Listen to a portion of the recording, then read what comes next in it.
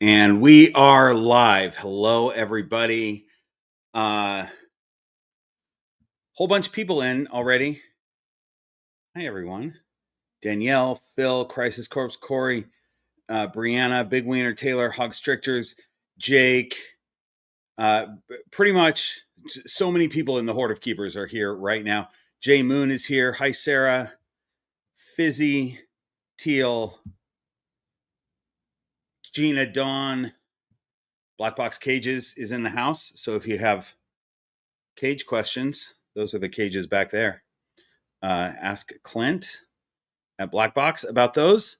Azure Jewel is in. Popcorn. Reptix Reptiles, hi there. Katie's in. Hi, everybody. Nice to see everyone. So we've got High Spring Creek Serpents. Hi, Catherine. So we've got a little bit of a different cage situation in the green room. I did some moving things around. So this stack of cages right here, I got Bella going crazy on me.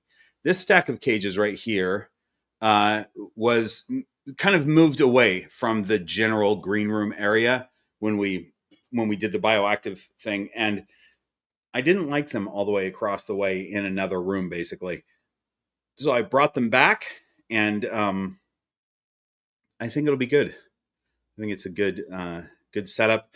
Nice to have Bella here is in that stack, and then Koa is right there, and the inspector right there. So I really wanted to have them back where the cameras can see them, because the inspector's cage was front and center for the first several years of this channel. So we need him still in the room.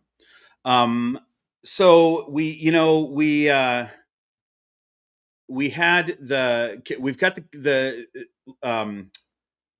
internet situation fixed, so we won't have slow internet. That was fixed last live stream. But last live stream, I didn't realize the mic that I thought I was using wasn't working, and people were talking about it the whole live stream. They were like, "Yeah, his mic isn't working that he's trying to use." It was just the mic on my computer, which people could hear, but it wasn't good.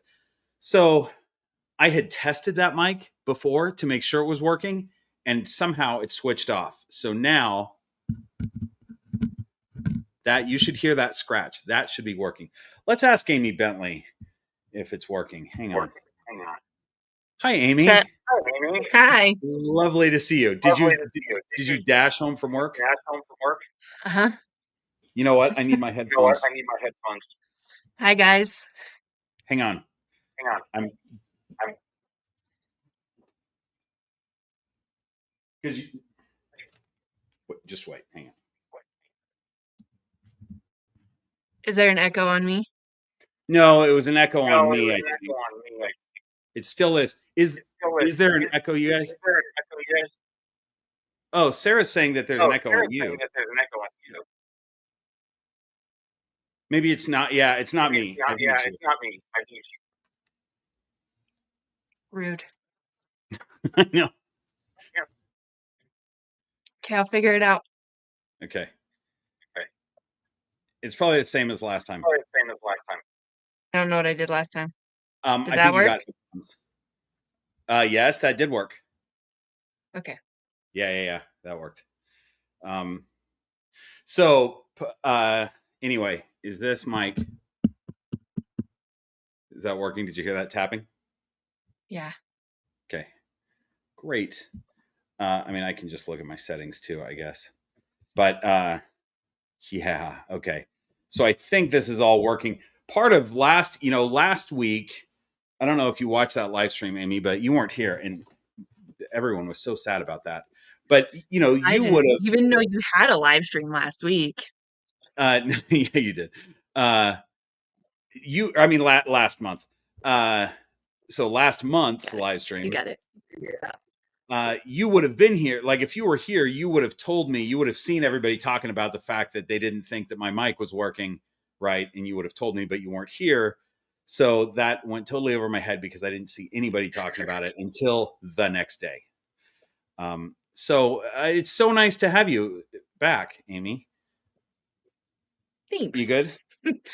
I'm gonna do my best for you today, but my computer is having an issue that I'm probably gonna have to take to a service center to fix.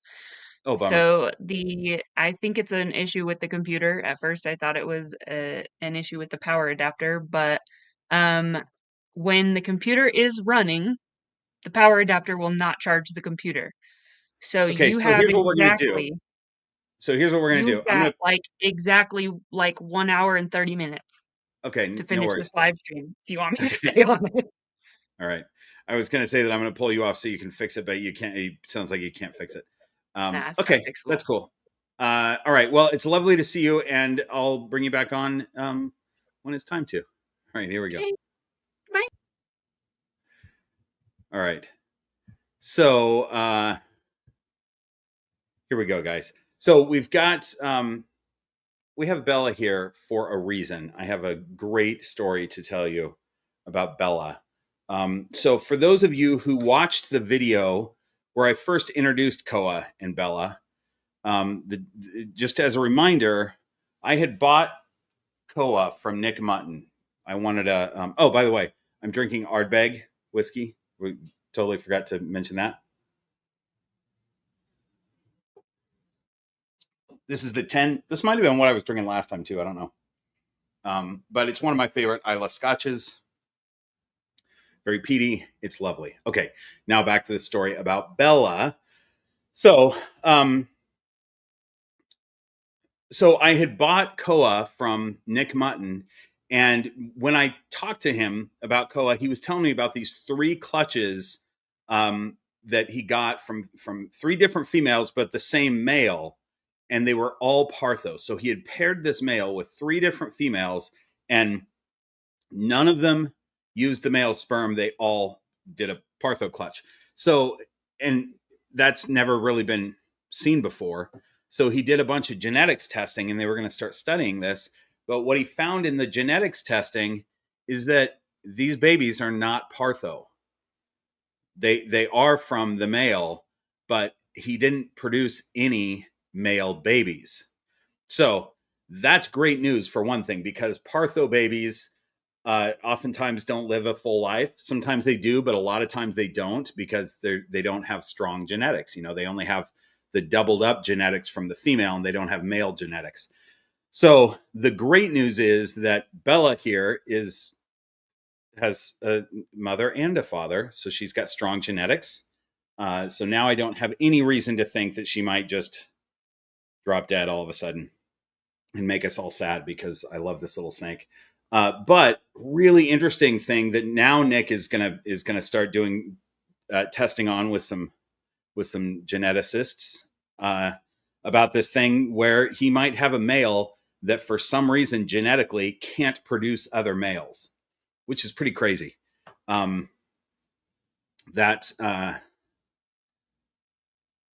really interesting stuff. It might take a while to try to suss that out, but really interesting. So really happy that I have a coastal carpet python here with normal strong genetics.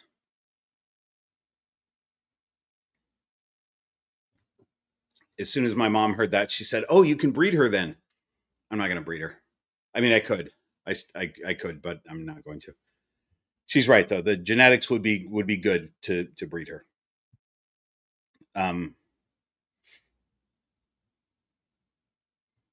89 Muffy Lab. Yes, I am from Spokane originally, and Nick Mutton, who we were just talking about, also lives in Spokane.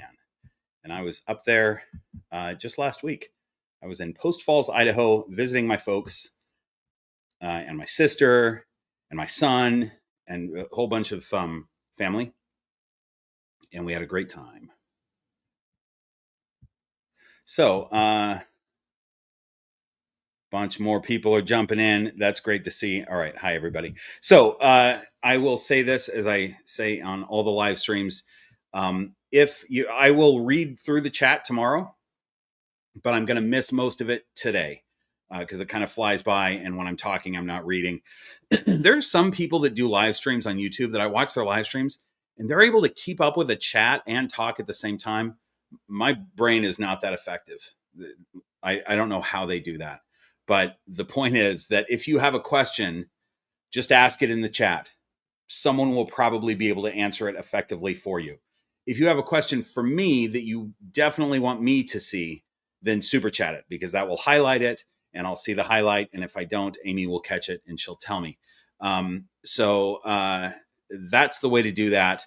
But also, just ask your question. If you just need a question answered by somebody, someone in the chat will answer, because we've got a lot of really good, experienced reptile keepers here in the chat. So don't feel like you have to like pay for a super chat. Also, you could super chat for like 99 cents, I think.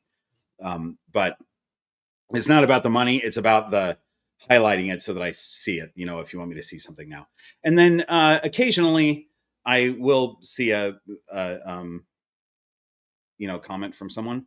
And I often see, like, if my mom pops in or something, I'll notice that, because I'll see her name, or if a friend pops in or something, I might notice that. But a lot of times the chat I'm seeing it, so I'm just scrolling through right now. Super long chat already. So, Azure Jewel, yes, this is a baby carpet python, but not really a baby, a yearling. Bella is a year old this month. She hatched, I think, July 15th last year, something like that. Zara. Super chat example. Hit the like, friends. It's very nice, Zara. There it is. It's a great example of a super chat, and nice to have people hit the like button. So we have a big clipboard here of Q&A questions from Patreon. I always ask Patreon about a week before to submit questions, and they always come through with really great questions. So we're going to start going through those. I have, for those of you who submitted questions, I've truncated a lot of them, because sometimes the questions come in paragraph form. And so just for the live stream, I'm going to just get to the questions. So here's another thing on these. Sometimes, Melissa, thanks for the super chat. Go ahead and ask a question if you have one, and I'll see if I can find that. I'll just wait for it. Sometimes, especially in your first super chat, it's hard to find where you can ask the question. Or maybe it's not hard. Maybe it just doesn't happen for some people. But I noticed that on some people's first super chats, the question doesn't come through. So if you have one, just ask it. And if I don't see it, Amy will see it. Amy, do you see what we're talking about there? She just sat back down. You guys can't see Amy, but I can. So Melissa just did a super chat, and we're seeing if she has a question. I got Bella crawling into my shirt right now. So let's see if we can get her out of there. She's such a cool snake. I'm really happy to find out that she is not a Partho baby. Look at how pretty this snake is. Little axanthic coastal carpet python. By the way, do you guys follow I'm going to say it wrong. I think it's South Coast Snake Catchers. They're a snake removal service in right around probably Brisbane, Australia. That, on the coast there. I think it's called South Coast or something. Somebody correct me if I'm wrong. Anyway, they're fun to follow on Instagram, because they're always Popcorn. I'll answer this question in just a second. They're always catching wild coastal carpet pythons that have crawled into people's barbecues and into their houses and into their cars, because coastal carpet pythons are very comfortable in human settlements, because that's where the rodents are. So they just hang out in people's stuff. So it's fun to, and they're always super docile too. It's like they just show up and, just pick it up by hand, and the snake just acts like a normal pet snake, but it's wild. So a Partho baby, for those of you who weren't here when I was explaining it earlier, parthenogenesis is when a female produces viable eggs and babies by doubling up her genetics. She doesn't use a male's sperm. and we thought that Bella was a Partho baby, but we found out just recently that she is not. She actually has the genetics of both her mother and her father, but her father has a weird thing going on that they're gonna look into, where it looks like the father is incapable of producing male babies, which is pretty crazy. Amy. Hi, Amy. Hi. What's up? Melissa, who sent you a super chat without a message, says, where do you recommend getting a 4x2x2 fairly cheap? I prefer new, so I don't have to worry about diseases. I'm looking at getting my first snake, possibly a ball python. Melissa, that's a great question. Thanks for that, Amy. Sure. Melissa, right behind me are cages by Black Box, and they're responding to your thing right now, or maybe somebody else's. Black Box cages is where I recommend getting your 4x2x2. They are fantastic, and you can get a deal on them with discount code GRP. Clint, is that the discount code for? You would think that I would know my own discount codes, but I don't off the top of my head. Anyway, Black Box cages. Yeah, okay, so GRP, Green Room Pythons, GRP is the discount code for Black Box. Okay. So, what else do I need to say before I get into these questions? You guys, last month, we did a 4.5 hour live stream. This is not going to go 4.5 hours this time. One thing is, I'm not feeding snakes on this live stream. That's part of the reason why it went so long. And I didn't start feeding snakes last time until we were deep into this thing. I am going to show a new clutch that nobody's seen before. I don't think Patreon's even seen this clutch before. Maybe you have. I don't remember if I showed it. But they're pretty awesome babies. So I'm going to show that here shortly. And here's another thing that I just wanted to mention, since we were just talking about genetics. So RGI, who is another channel sponsor, Rare Genetics, just did some testing, for ball python genetics nerds. You guys know that we always, whenever we have a lesser or a butter, oftentimes we say this is a lesser or butter ball python because they're the same gene. RGI found out they're not the same gene. They're not even the same. They're not even located in the same spot. And it's a different, I don't know what this means, but it's a different type of morph. I can't elaborate on that because I'm not sure what that means. But I just heard Ben say that. But it's just a coincidence that they pretty much look exactly the same. So the phenotype is exactly the same, pretty much, indistinguishable, but they are different genes. So if you have a lesser or a butter, and also he also said that it is uncommon to have a butter. He said that in most cases, when somebody said that they had a butter and they tested for it, it tested negative for butter, but it tested positive for lesser. So I think that's right. I think lesser is the one that's more common. So interesting ball python genetic stuff. All right. What else do we have? I think. Oh, Bella, come here. So I'm going to, you know what? I'm going to put Bella back because I think I want to show those babies right now since I teased it. So say goodbye to Bella, this pretty lady right here. Look at those eyes. Look at her silver eyes. And that head stamp. How cool is the head stamp on a coastal carpet python? Axanthic, by the way. That's why she's kind of black and white. Katie, thanks for the super chat. Hi, Bob. I've never owned reptiles, but I love them. Oh, that's great. I'm glad that you love them. And I'm glad I love that I have a small group of people who watch my videos that don't even keep snakes, but they just enjoy seeing them and they enjoy the information. I love that. Popcorn thanks for the super chat. Is being partho bad? You said it may die. It's not. I mean, it's only bad in that the snake doesn't have strong genetics. You know, you get strong genetics by having 50% from the mother and 50% from the father. That's a good strong mix of genetics. When the mother doubles up her genes, you only have it from half of that, and that just doesn't make the snake very strong genetically. A lot of times they don't make it past their first year. If they do make it past their first year, they're probably doing okay, but it just depends on the snake. Sometimes they'll make it 7 years in, and then they don't make it. And then there are some that do just fine. In fact, Garrett Hartle just bred a partho female and got eggs from her. And that's the first time I've ever seen that happen. So he raised this female up that was a partho baby and bred her and got babies. So that's pretty interesting.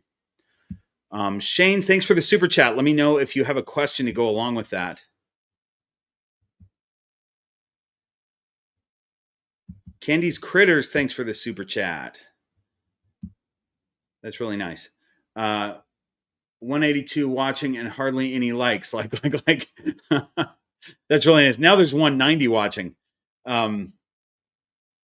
So the reason that people are asking you to hit the like button is that it helps if everybody jumps in and just hits like, it tells YouTube that this is a live stream that people enjoy, and they'll start showing it to other people. So it just helps out the video.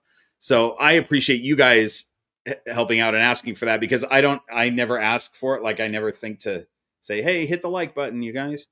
But it is a good thing to do. So let me put this one back real quick in her cage. So Bella, in her new cage, you know, I had Bella and Koa in tubs for their first couple months here. And they were sort of bioactive tubs. You know, they had bioactive substrate and bugs and stuff. And they got used to living in those. And so they very much like to hide in their new cages, which I get. So they both hide in their sky hides. And Bella, I almost never see. But in the last 2 weeks, I've been seeing her a lot more, which is really cool that they're... it's really cool that she's starting to come out. And Koa also. Koa lives in that cage, and he's starting to use that Mag Naturals ledge. So I came out yesterday, and he was sitting on that ledge and sat there almost all day, which is pretty rare for him. Katie, thanks for the super chat. How would you recommend getting experience? P.S. Love your vids. You know, the experience it would just be sort of being around them and handling them. So I would say, obviously, if you have any friends that have reptiles that you could meet, that would be good. Any reptile show in your area, if you have a reptile show that you can go to, is really helpful to get some hands-on experience. And then a pet store, maybe, you know, you could go in and at least hold a snake or a lizard or whatever you're interested in. That would be good. Good ways to get around some reptiles. Okay, so where were we at? I was gonna yeah. So let's look at some new babies. By the way, I shipped off a baby today, and I shipped off one yesterday. Those are from the Sunset Clutch. That clutch is doing really well, and maybe I'll bring out that Sunset girl. She so here, we'll do that right now since I'm talking about her. So this little Sunset that I'm keeping did a real interesting thing. She shed again. She's only had, I think, 4. Hey, little one, you're okay. Oh, you weren't ready to come out. I'm sorry. Look how pretty she is, though. Look at it. It's just me. So I think she's only had 4 hopper mice in her life, and she shed again, which was so weird that she went through a shed cycle. But she did. That happens sometimes. She's not had big meals. So anyway, I'm going to put her back because she didn't like me taking her out. I mean, what baby does.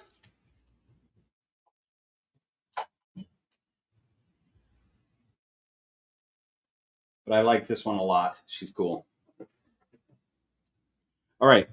So the new clutch, this clutch hatched recently, like 2 weeks ago. They hatched. And this is a clutch from Lucille, and she gave me 6 eggs, but 3 of them went bad in the incubator while I was out of town, and I didn't catch it in time, and they got moldy. It was too wet in there. And normally, if you catch it in time, it's easy to fix. You can just put some antifungal, like foot powder, basically, on the egg, and does just fine. I did not catch it in time, and the mold spread. And I thought, well, sometimes these moldy eggs hatch, so I'm going to just leave them in there. And they did not hatch. So hang on. I just saw, Azara just said I missed a super chat. Hang on. There we go.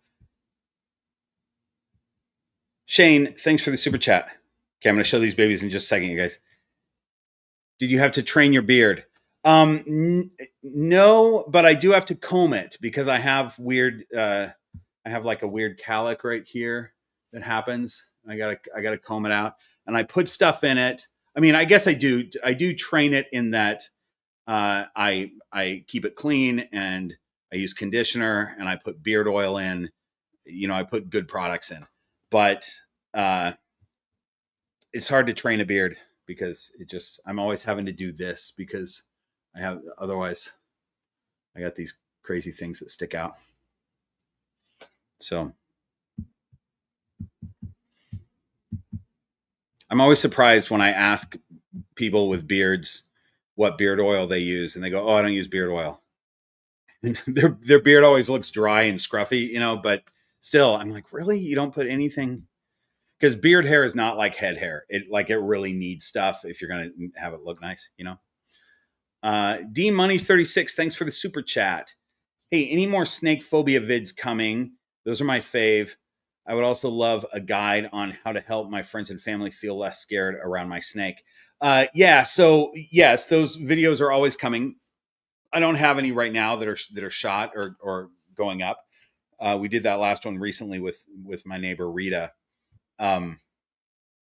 But you know, part of the reason that I do those videos is to show people how I've learned to talk to others about snakes and what works for me. I mean, what works for me doesn't always work for everybody, but you know, just understanding people's fears. I've heard people come at it the wrong way, you know, before, like berating someone for being afraid of snakes and just, well, it's not going to bite you, you know, that kind of stuff. That doesn't work. So just being understanding about people's fear. And then the big thing is when someone learns a little bit of information about snakes, about anything that they're afraid of, that fear subsides. And this happens all the time. I was at a Renaissance festival a few weeks ago, and I met this woman who was telling me that she's terrified of the rattlesnakes that are around her house. And then it turns out that she's terrified of any snake. So I just gave her some information about rattlesnakes and a little bit of information about snakes. And she goes, and I wasn't even coming at it like, here's why you shouldn't be afraid of them. I just gave her some information. And she goes, you know what? I'm not nearly afraid of snakes. I never thought about the fact that they're just trying to live their life, you know? So it doesn't take much, just a little bit of information. Okay, we got another super chat. I'm going to show you these babies in just a second, you guys. I promise. Cloudos, thanks for the super chat. Love your vids, Bob. Been keeping snakes for years, but never been bit. Oh, that's that. Well done. Had someone tell me I should get bit so I know what to expect, but should I? No, no, you shouldn't get bit if you don't need to get bit. But it doesn't. I have a video that's a couple years old where I had 3 snakes bite me on purpose, just to compare the bites of 3 different species of python. And the takeaway in that video, spoiler alert, is that it's not a big deal at all. So I would say, no, you don't need to get bit just to see what it's like. But just know that if you get bit, I mean, I got bit the other day by a snake who's never bit me before, and it was nothing. I didn't even flinch. Anybody have a guess of who that is? It's a snake that's behind me here somewhere. That's your hint. Take a guess. And it's someone who's never bit me before, so you know it's not Echo, and you know it's not Maya. Anybody else have a guess? Okay, here we go. So here's the new clutch.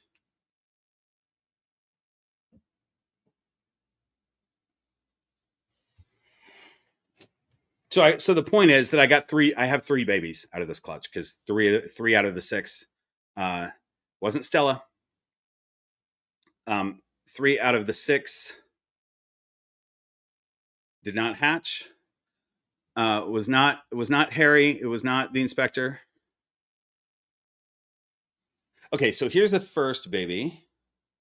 Hang on. Let's see if we can look at this banana. So freaking pretty. Probably Orange Dream. I gotta look into it a little bit more, but probably Fire, probably Orange Dream. Banana. Het for Pied. How pretty is this? Was not Pip, was not Banjo, but Hogs Tricksters, Candy's Critters, and Gerald and Crisis Corpse all got it right.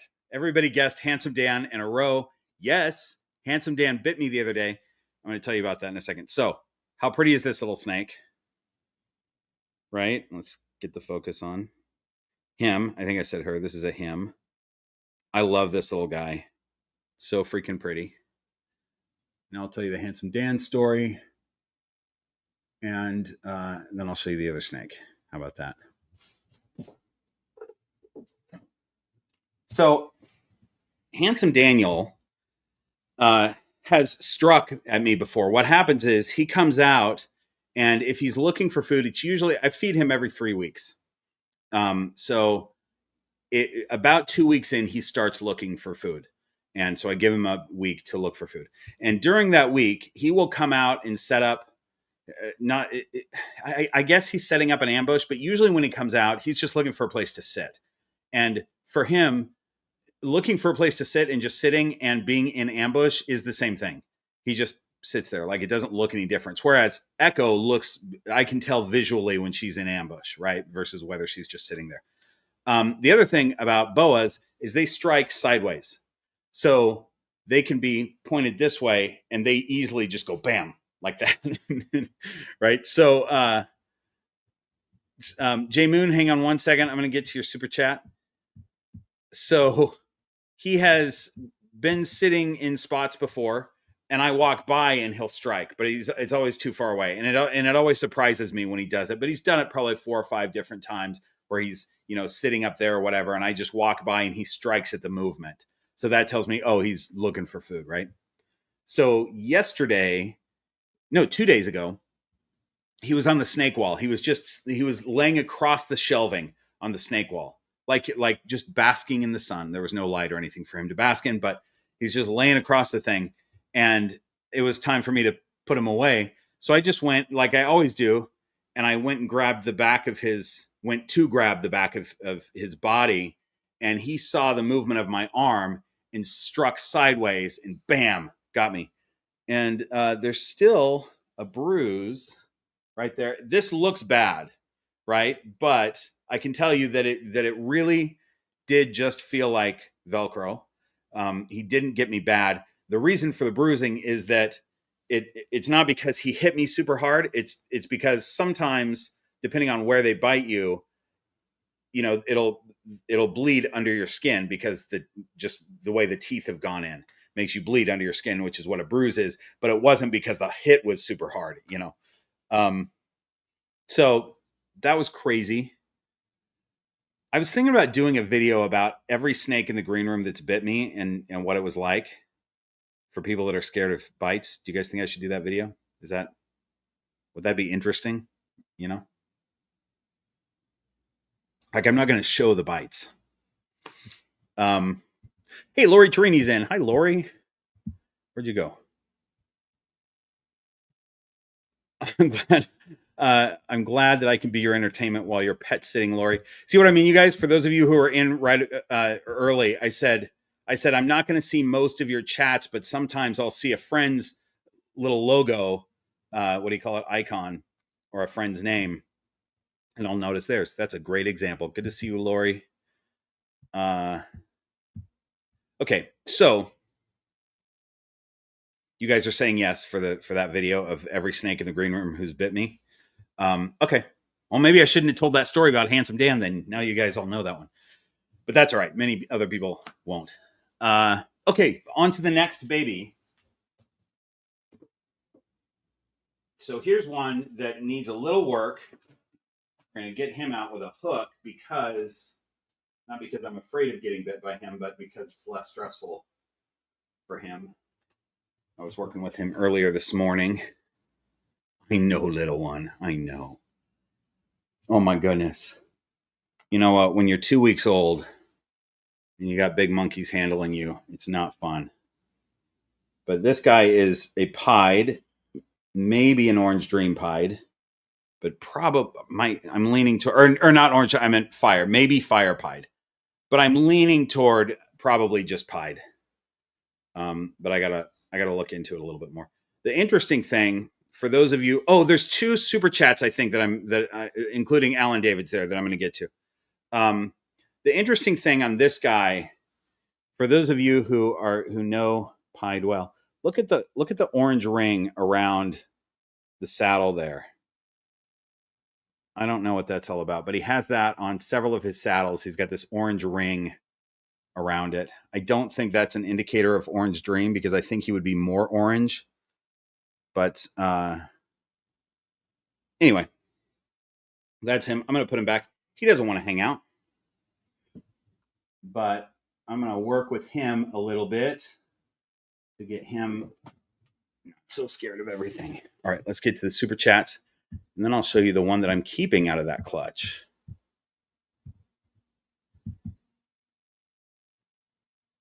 Okay, there's 3. Let me make sure. There's 3 super chats that went by. Hang on. Just want to make sure I got everybody. Yes. Okay, so let's get to these super chats. Here we go. J Moon. My daughter's question, any pointers for a new ball python parent? Yes. Do all the research. I mean, you probably have already, but keep doing that. And start doing some socialization stuff early. I have a bunch of videos on my channel about socialization so you can develop a good relationship with that snake, make sure they're set up properly and stuff like that. But that all comes with the research that you've probably already done, but keep doing that. Congrats on your new snake. Okay, Melissa, thanks for the super chat. And then I think, let's see, hang on. Oh. Thanks for Google on my phone thinks I'm talking to it. Okay. So let's see. Is this a question? Let's see. There we go. Here's a question from your super chat. What questions should potential new reptile owners ask breeders to ensure they are good breeders? So, it's tough when you're because some people interview real well, but to ensure that someone is a good breeder, or at least your best bet of getting a good breeder, is to go online and look at reviews, do a little research, see how long they've been doing it. Actually, a brand new breeder could be great. So how long they've been doing it is not necessarily an indicator. But just look at those reviews. Look and see if there's any shenanigans online about that person. And then just ask them anything that you want to know about the snake that you're getting, rather than interviewing them as a breeder, like how long have you been doing it, stuff like that. Don't worry about that. Just ask them whatever you want to know about your snake and see if you like how they answer it, Okay, there's another super chat. Here we go. Alan David 79. Thanks for the super chat. My daughter Catherine wants to know, how many snakes would you have if you could? Catherine, that's a great question. I have about as many as I want right now. I have close to 40 right now with babies, and I'll end up with more during this season, but a lot of those babies will go to new owners. I like to be around 30 snakes. I don't want to go much more than that, although I will have quite a bit more than that during this season. And I may hold back enough that I'll end up with quite a bit more than that. But for me, 30 is good. I don't need to have 100 snakes, I mean, actually 20 would be good, Okay. That's a good question. It's about the species, and it's about the individual, because snakes all have their own personalities, and different species are different. So for me, it's all about that.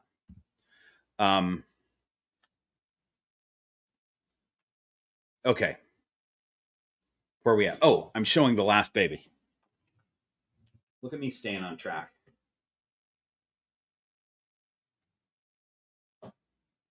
So here's the one. Here's my keeper right here. Look at this little banana pied. Possibly Orange Dream, possibly Fire. I haven't really looked at them enough.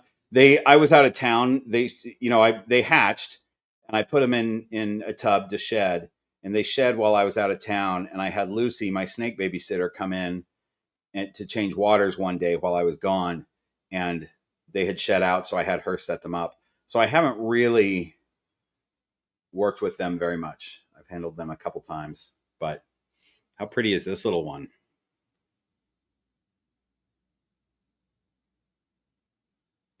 Little banana pied. So, having only 3 eggs survive out of those 6, I got some really great snakes out of there. So, real pretty pattern on this one. She's got some cool chaotic stuff going on. And she's got, or I keep saying she, it's a boy. It seems like a she to me because they look purple and pink to me, but it's a boy. Got headphones, got a little headphones emoji right there. Anyway, he's cool. He's a cool guy.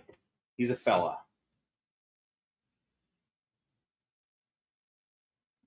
All right, let's get to these Patreon questions, because we could easily get an hour in on this thing, and we're not even at Patreon questions yet.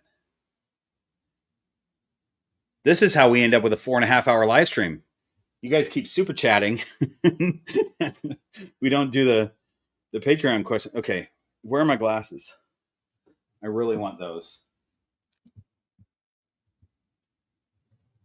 What would I have done with my glasses, you guys?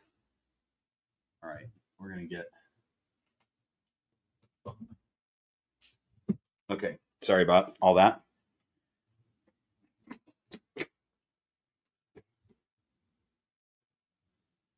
Iconoclastic Flow, I love your name. Let's... oh my gosh.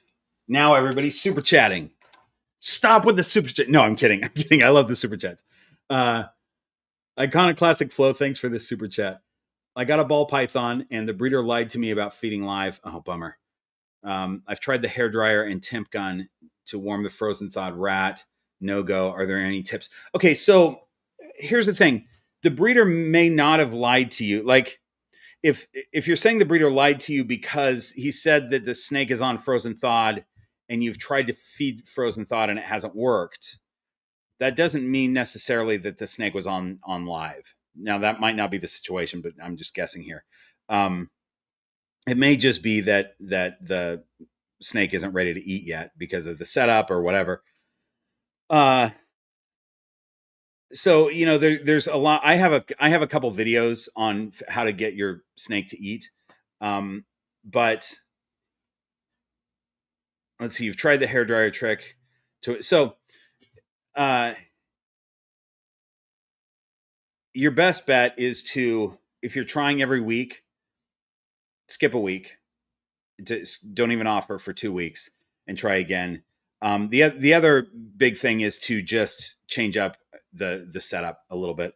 You know, if that snake was in a little tub at the breeder, with the breeder, and you have them in a big cage, that could be problematic for the snake.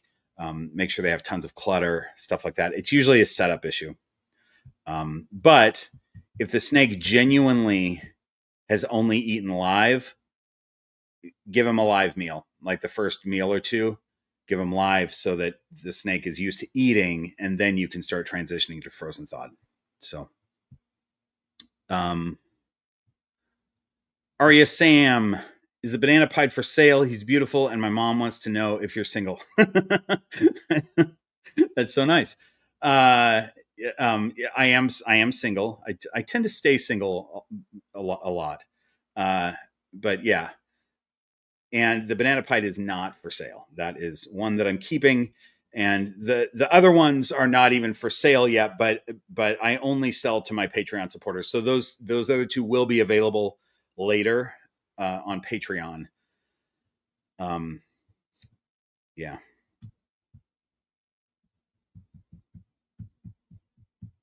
Thank you for those questions.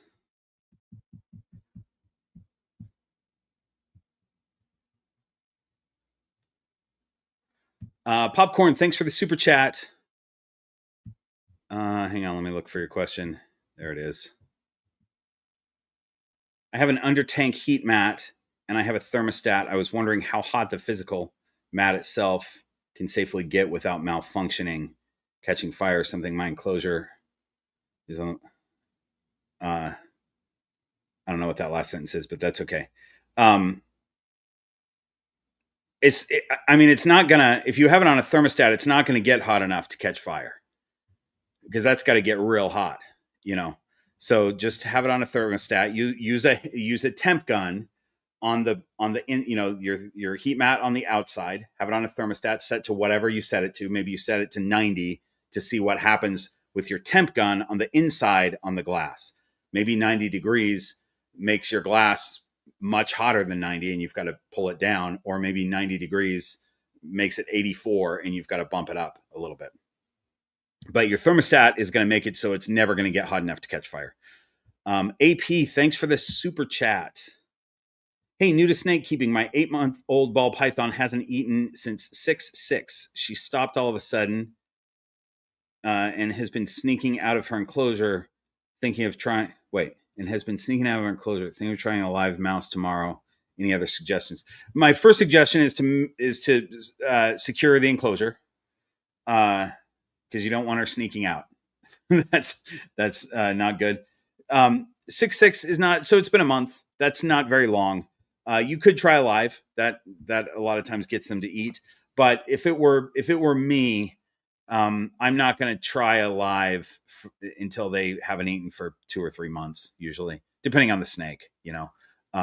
But there may be certain things. There may be things that you could do, changing up the enclosure a little bit, that will trigger them to eat some food. A lot of times, I think I have questions like that from Patreon too. A lot of times, the biggest thing that you can do for a snake who was eating and then all of a sudden they're not, is to just completely change their enclosure, to change the substrate, move their hides around, give them different enrichment stuff. So it's a whole new thing. And almost always they will eat for you the next week. So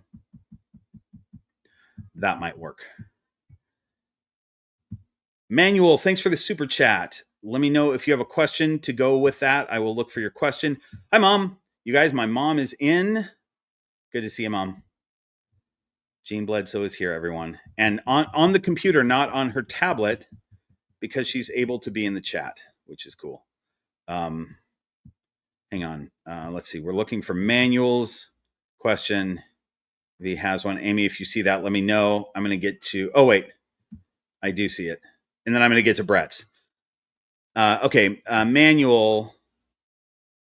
My daughter says hi. Hi, Manuel's daughter. my air temp is 77 on the cool side, 86.5 on the warm side. There's a basking spot of 103. Are these good parameters? No, 103 is way too hot. Bring that 103 down to around 90 and you're all good. The air temp is great, but your basking spot needs to come down about 13 degrees. Come down 13 to 15 degrees. Anything 88 to 90 for basking is great. Okay, Brett, thanks for the super chat. Missed the last live stream, but you had called Tara after my question about spy snakes. Huge fan of both of you. So thanks for making my year. Oh, that's awesome, Brett. That's cool. You know, I did call Tara and we had a fun conversation, but you couldn't hear it very well because of that microphone situation that I was talking about. I had not a good microphone happening, which is why we're using this one on this live stream. Yeah, Tara's great. Okay. Oh, Mom, you're on your phone. It works from your phone. That's perfect.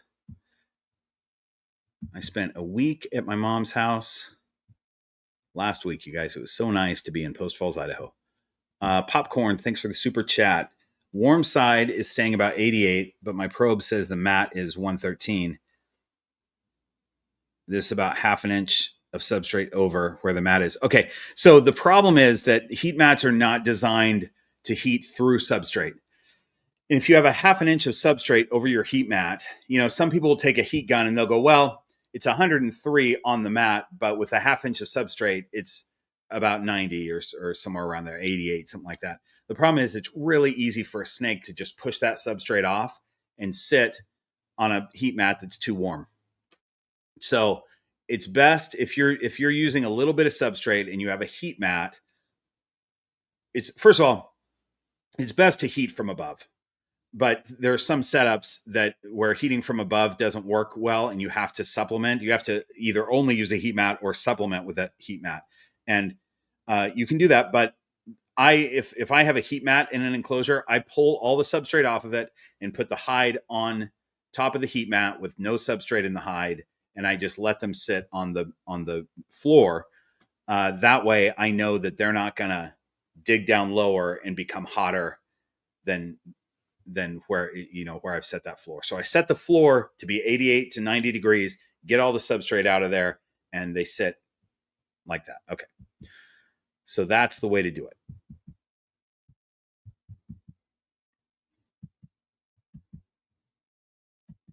Okay. So back to these Patreon questions. Ezra says, who was the first snake to move into the green room and what's the story behind their arrival? That's a great question. And I just want to say we are 53 minutes in and just starting with the Patreon questions. So we're starting at under an hour in. So we're doing good. The first snake to move into the green room was Detective Inspector Rorschach. He's in that cage right there. I had decided that I wanted a pet, that I wanted a reptile. I hadn't had one in a while. I've had reptiles my whole life, but I spent probably a 10-year period of time where I didn't have any reptiles because I was out of town all the time. And the last reptiles I had were bearded dragons, and you got to feed them every day. So, and I've had chameleons and I've had iguanas and stuff like that. So I thought, I'm still on the road all the time, but I could have a snake because they don't eat every day. And I chose ball pythons because I knew something about ball pythons. I already had a base of knowledge there. And I just went and did it. I always, whenever I get into something, I do a super deep dive and learn everything you can possibly learn, or everything I can find anyway, about the thing. And I ended up buying a snake from Garrick DeMeyer at Royal Constrictor Designs. Am I right about that? Or did he change the name of his company? Or did he just change the logo? I don't remember. Anyway, Garrick is a great guy. And he had the Inspector. And I bought him because he said, look, this snake is definitely, he said he's definitely inchy Orange Dream banana. But he's possibly super Orange Dream. He's possibly super inchy. He's possibly fire. And he's possibly pastel. And I thought, well, that'd be cool to maybe breed him and, raise him up, breed him, and figure out what he is. So that's what I did. And as it turns out, he is super orange dream. He is super orange dream, and he is fire and pastel. So he's a firefly. He's a cool snake. All right. Next question. Azara had the same question. Which snake have you kept the longest in the green room? Who's your OG? So that question came from Ezra and Azara. The OG is the inspector. And, I kind of ironically, the inspector is one of my one of the snakes who is the least interested in hanging out with me. And it's because he lives in that bioactive cage and I have that underground hide for him and it's not easy to get to him. So he doesn't come out very much. He does come out at night. And occasionally if I'm up when he comes out, I'll open his door and let him out. But Rosie, thanks for that's not the word. Thanks for confirming is the word that I'm looking for. Royal Constrictor Designs is still his name, but he changed his logo a couple years ago. Anyway, so the one snake that I've had the longest is still not super interested in hanging out. Okay. So Vivian is asking, what are your best tips for successful bioactive setups? My best tip for that is to get good substrate, and Bioactive Supply is a great place to go for plants and substrate, all that kind of stuff. But then just be ready for plants to potentially die. Look at Maya's cage. Do you see any plants in there? That cage was full of plants. There is one, but you can't see it, that's still alive. She has absolutely destroyed her entire cage. I got a whole Maya problem right now. She digs through everything. So I'm having Bioactive Supply send me new plants for her. And I think I'm going to try to plant most of them in planters, which is not the best way to do a bioactive, but it might be the only way to keep live plants in there. So sometimes you have to just experiment. Black-headed pythons are probably not ideally suited for bioactive. I mean, heavy-bodied snakes aren't anyway, but you can still do it. You can still make it work. The problem with black-headed pythons is that they're diggers. And, Banjo is right here. He digs also, but he digs on the front and the side, and he's not purposely uprooting his plants. So I still have live plants in his cage, whereas Maya only has one. Let's get a snake out, by the way, you know what we'll do? I'm going to put the super dwarves back, and then I'll get to these questions. So the super dwarves are right now in the snake wall room. And so I'm going to get Echo if she's easy to grab, and we'll hang out with her for a minute. I'll put her back in the cage, and then we'll get Stella. So hang on one second. Amy, would you like to, hi. Hi. How's it going, guys? There you go. Is this another live stream where he can't hear me? Bob, can you hear me? I don't think he can hear me. I can hear you. He can hear me. Okay. Yeah, I can hear you. You're way far away from your computer, or your microphone, so I couldn't hear you respond to me. I know, but hang on a second. Look at this. So she was. I was like, I wonder if I'll be able to see her right away when I open the door. She was on the door handle, on the other side of the door. So I opened the door and she just kind of swung. So all right. Thanks for. Sorry, I didn't have you on for very long, Amy. That's okay. I'll have you back though. Maybe. I like your black hair. Look at your black hair on the side. You've got like 20 minutes before my computer dies, so this won't happen again, probably. Okay, but it might.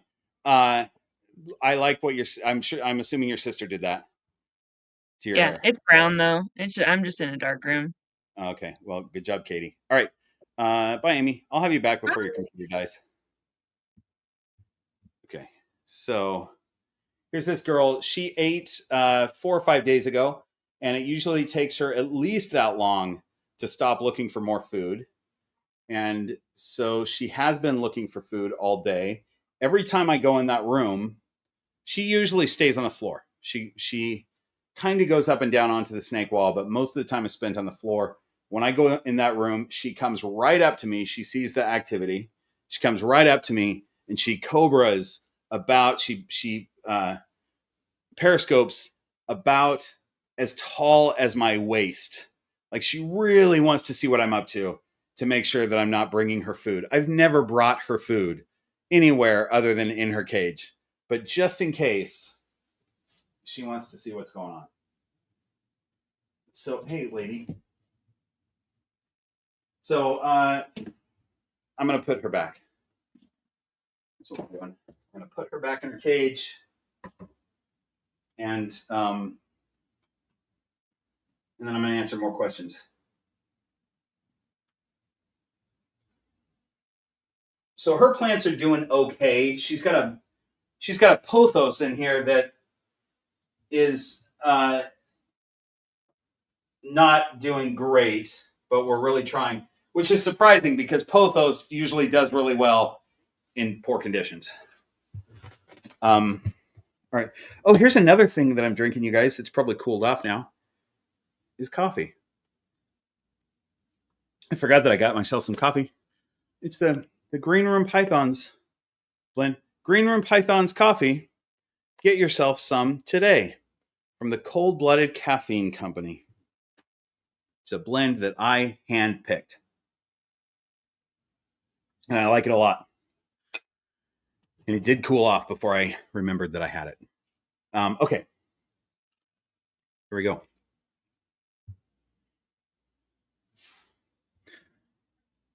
Hang on, I have an idea. Amy, I'm adding you to the stage really quick to tell you something. Okay.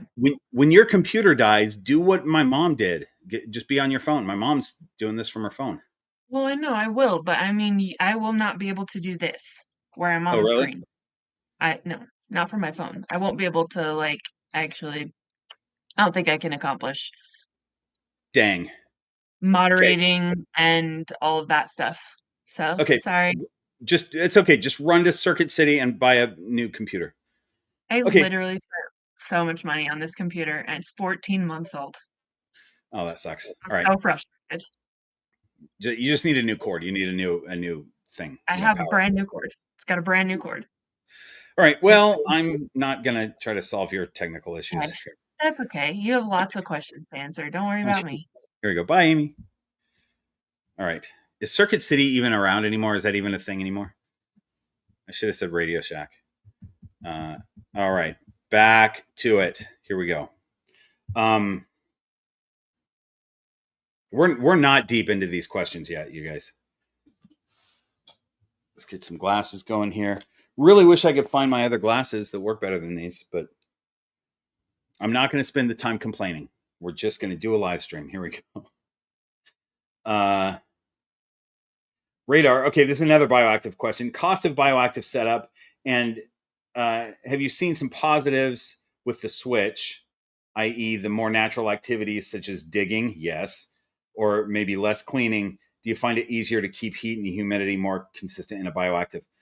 Yeah. So the cost, the cost is more than the initial setup on a non-bioactive, but because you don't change the substrate, it ends up being less over time because you don't buy new substrate. You don't change out the substrate all the time. Kathy, hang on. I'm gonna get to your super chat in a second.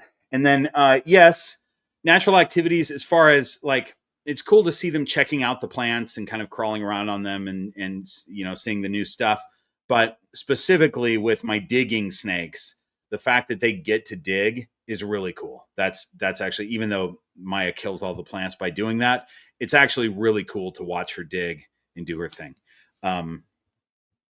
So yeah, I think it's a cool thing to do. But you guys, with heavy bodied snakes, it's not like you're going to go through plants. It's not a thing where you just plant your plants and leave it and it's all good.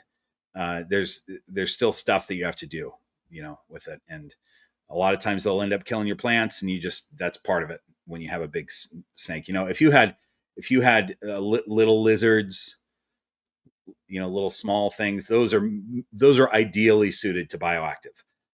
Heavy-bodied snakes are not, but it can work for them, and it can work really nicely. You just have to be prepared to replace your plants sometimes. Kathy, thanks for the super chat. How are we coming with the whiskey glasses? So I did another bit of research to see if I can find logoed whiskey glasses that were not. I think the best price that I could find were like $38 a piece. I mean, it's ridiculous. So, I mean, I guess I could get logoed rocks glasses, like just regular glasses that are probably cheaper than that. But what I'd like to get is a Glencairn glass. This one I bought just for myself, and I paid a ton of money for it a long time ago. It says Green Room Pythons on it. I was doing a test to see how it would look. And then I also got one with just the logo on it, but that one broke. So I'd like to get Glencairn glasses with the logo, but I just haven't been able to find any that are anywhere close to an okay price.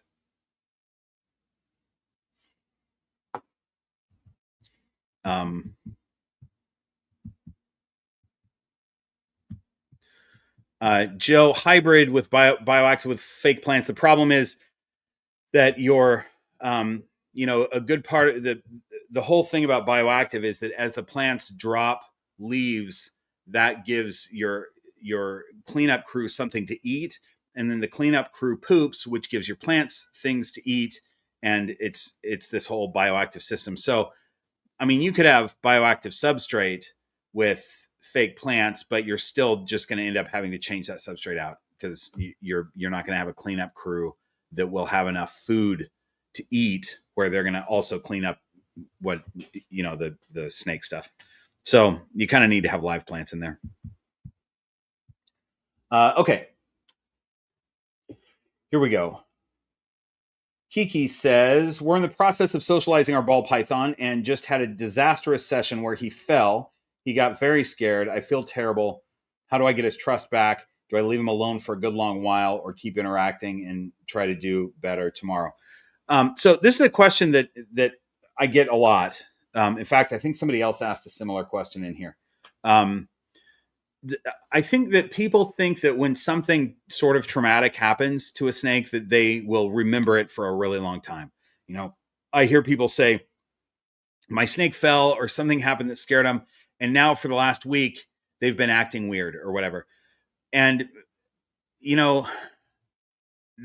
I think that that's probably just a coincidence. I think people are looking for that, like they assume that their snake's going to be really upset for a really long time, so they look for little things and they go, oh yeah, the snake didn't come out of their hide like they usually do, so that probably means they're still upset about that fall that they had 2 days ago or whatever.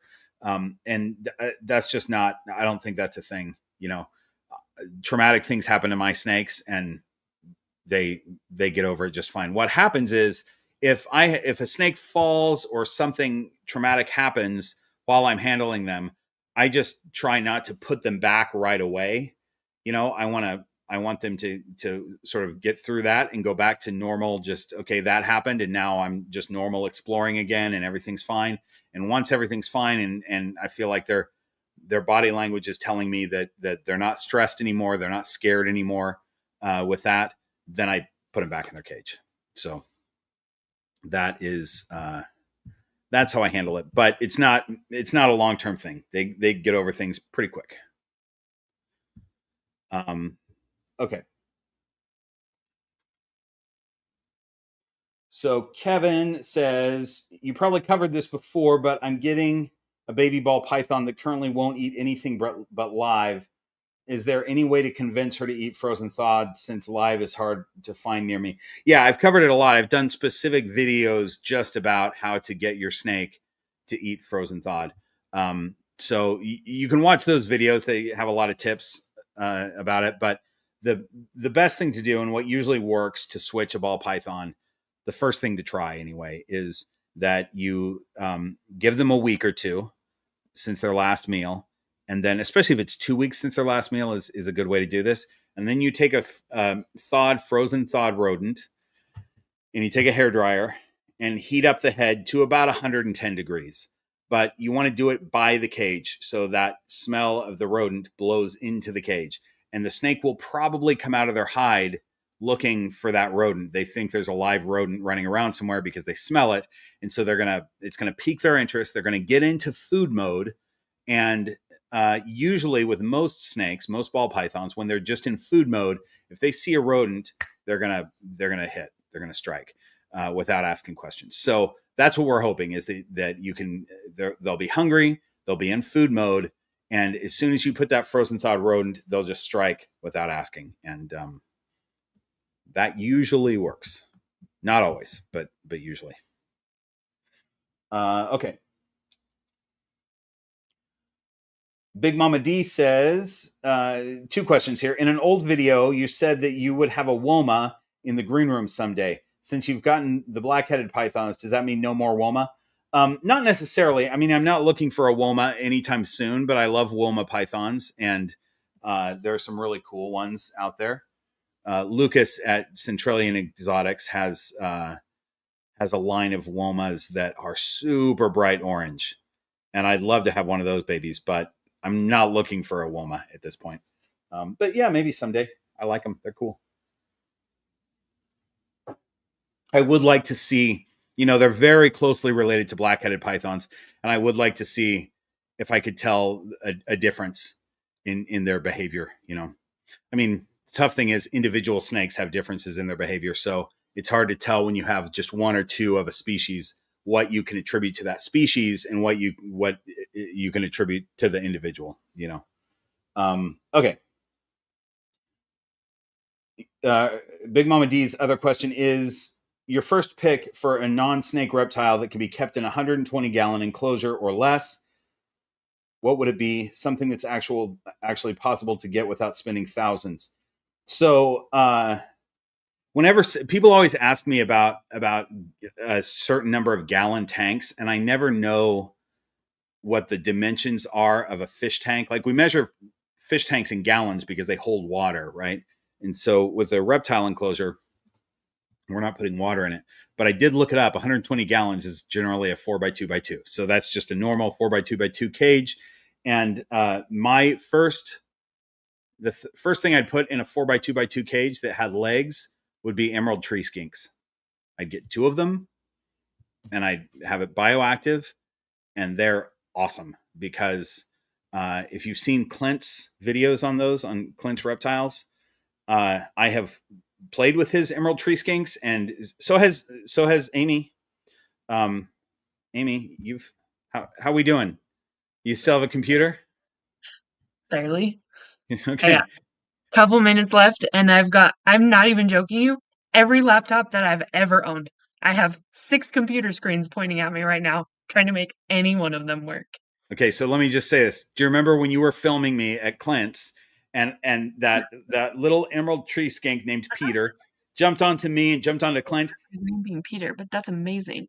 And then jumped onto you while you were holding the camera. Just wanted to see everybody. Yeah. Okay, I'll let you go so you can play with your computer. They just run around. They're the cutest thing. They're the best. Yeah. Okay. So yeah, they're awesome because, as Clint says, and I found out this is true, they're unhandleable. You cannot reach in and grab them. They'll run away from you. They'll flee immediately. But if you just open their cage and hold your hand out, they want to hang out with you. So they'll jump on your hand and hang out. They crawl up onto my hat, jump onto the next person, whatever. They're really interested, but they just don't want to be grabbed. So he also said that I think their cage at first was too low, so they weren't doing it. As soon as he put them at kind of chest level, their cage, he said they started doing it more. So that's what I would have in a 4x2x2 cage.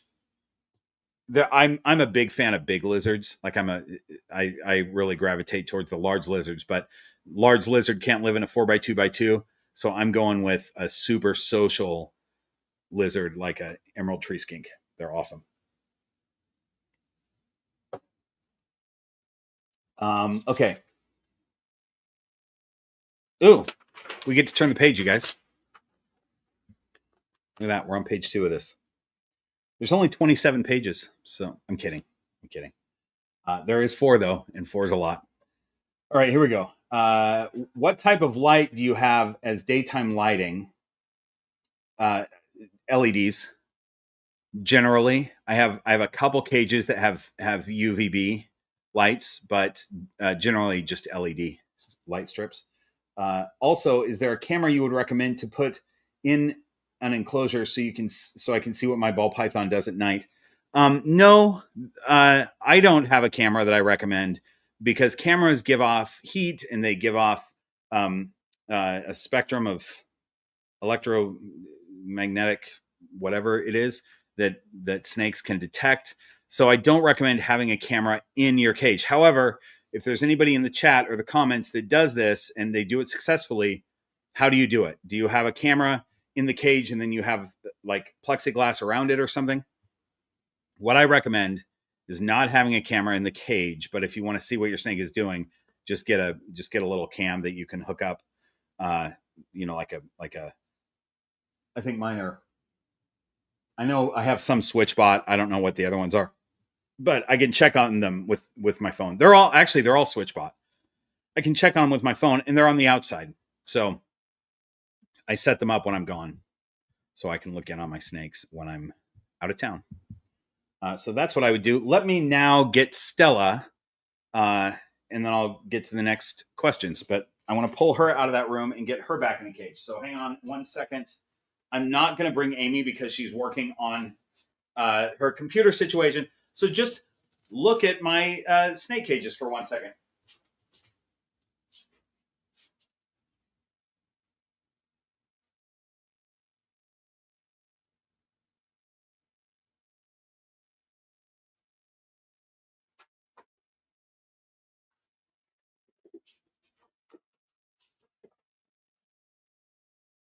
So as you may know, I have this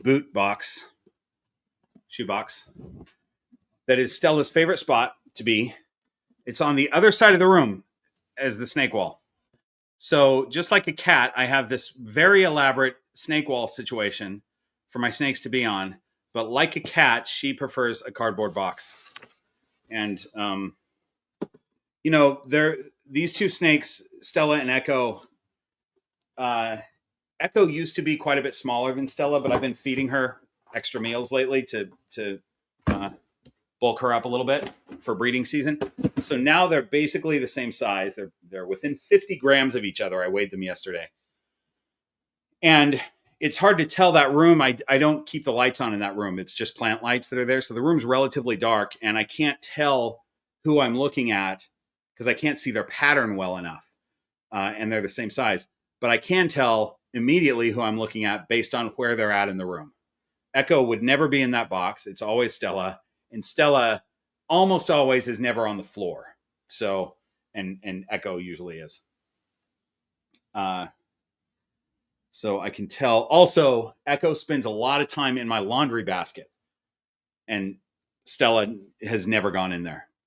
So I usually know exactly who I'm looking at based on where they're at. Coraline, I see your super chat. We'll do that right now. I was going to put Stella right back, but we'll hang out with her for a little bit. Thanks for the super chat, Coraline. Hi, Bob. When can I attempt feeding a ball python that hatched 5 days ago, but are very tiny because they hatched 10 days too early? They didn't shed yet. Thanks. So, they might be, how tiny are they? They probably didn't hatch early. If they pipped, they were ready to pip. You may have been incubating them a little bit warm, and so they pipped 10 days early because they were just ready, But I don't usually. I mean, definitely wait until after they shed, but I don't usually feed until they're 30 days old. But you could try. You could let them shed and then try the following week. I actually did that with this new clutch that I have, just because I had 3 hopper mice thawed for some other snakes that I was going to feed, and I thought, let me just put these in front of them and see what they do. And my little banana pied took it at 14 days old. He took a hopper mouse, which is I did not expect. The other 2 didn't didn't eat. But usually if you wait till they're 30 days old or so, they'll eat something. But it sounds like you're saying that they're small, like they're skinny, and you feel like they need a meal. But if they absorbed their yolk, like if you cut the eggs 10 days early, that could be problematic. But if they pipped on their own and crawled out, I would say that they probably absorbed enough yolk to hold them over for a while, which is why snakes don't need to eat for their first 30 days or so. I mean, think about it in the wild. How long are these snakes going before they find a little meal that they can eat? I bet it's more than 30 days. So, good question. Best of luck with that little clutch. Okay. Where are we at? Trevor says, "Hi, Bob. I'm getting my first ball python July 8th. She's a juvenile blue-eyed Lucy and just over 1 year old. And I have 2 questions." Oh, okay. What's your approach to balancing security and enrichment in big enclosures? So this is 46 by 18 by 18 for younger ball pythons. Is clutter alone enough, or do you scale them up gradually? That's a good question, and it's one that I've been asked several times recently. People think that they should start with a little bit of clutter and then like add a little bit more each week. No, don't do that. Give them all the clutter. They just want to be able to hide everywhere. So fill that cage with clutter and then let them just have it right away. The clutter for them is places to hide under and around and behind and everything else. They'll find what their favorite bit of clutter is. It might end up being behind a hide. Like Brandon, my son, his snake chooses to not go in her hide. She wants to push the hide out a little bit and be squished between the hide and the cage, which is pretty common for some snakes. That's her favorite. And she has clutter everywhere in her cage. So yeah, just do that. And then Fizzy, hang on 1 second. I see your super chat. The next question here is, have you noticed or know of any more specific details with bells, or know things that I should watch for? She's a super lesser. No, you're talking about like problems, like genetic problems or anything like that? No. Blue-eyed Lucy do just fine, and super lesser is great. Fizzy, thanks for the super chat. Rhubarb isn't big enough for a whiskey sleeve, but he fits perfectly in a toothpaste box. Yeah, that's great. I love it. Rhubarb is a snake that Fizzy got from me. And that little guy is a banana. And look at this. Here's what this is what my little cinnamon baby is in, is a, what is it? It's a little flashlight box. By the way, my dad turned me on to these flashlights. They're so good, you guys. They're get them on Amazon. They're so bright. They got 3 settings. These little tiny handheld things. So bright. I use flashlights all the time, even with all my lights on in here. If I'm spot cleaning a cage, I got a flashlight in my hand because it's so much easier to see poop specifically. Urates is easy, right? Because it's white, but it makes it way easier to see poop if you're shining a flashlight. So I recommend flashlights. I should have those flashlights in my list of stuff. I try to have a good list of products that I use in the description of all my videos, and those flashlights should be in that list. Stella just wants to leave. All right, you know what, lady? I'm going to put you back. I'm going to answer one question, and I'm going to put her back, and we'll get somebody else. Okay, Madge says, is there any way to encourage my ball python to come out during the day? I see others that do, but my guy will not. He comes out when I dim his lights in the late evening, and he usually has his snout out in the morning. When I turn the lights on, he tucks back inside his hide. Madge, your ball python is acting like a normal ball python. So don't even worry about it. That's exactly what they're supposed to do. These snakes are crepuscular. People say they're nocturnal, but they're really crepuscular. They're out when the lights come out, and then they sleep a lot in the middle of the night, and they sleep pretty much all day. So some people bring their ball pythons out during the day, and some ball pythons will come out during the day. But if you have a ball python that's out moving around the cage during the day all the time, that's a sign potentially of stress, because it's just not normal behavior. So it sounds like your ball python is well adjusted and acting like a normal snake. Melissa, thanks for the super chat. The question that goes along with it is, what are your thoughts on Japanese rat snakes? Are they good pets for the typical beginner? I love Japanese rat snakes. They're so freaking pretty. And, you know, I have a video that talks about what snakes are good for beginners. And my whole point is that if you like a snake and you want a snake, regardless of what the snake is, you've got to do a ton of research and learn everything about them. And as you learn about them, you might find something about them that makes them not good for you as a beginner snake, or you might find that you can deal with you know, everything. The thing with the Japanese rat snake is they're a colubrid. They're a lot faster and they move around a lot more, like Stella, but even more so.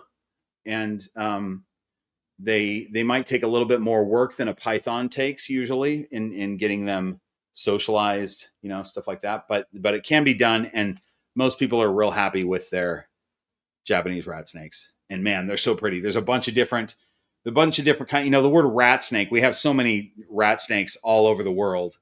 And most of them are not related at all, but we just call them rat snakes. But the different varieties of Asian rat snakes, sometimes you can't get a prettier snake. They're awesome. So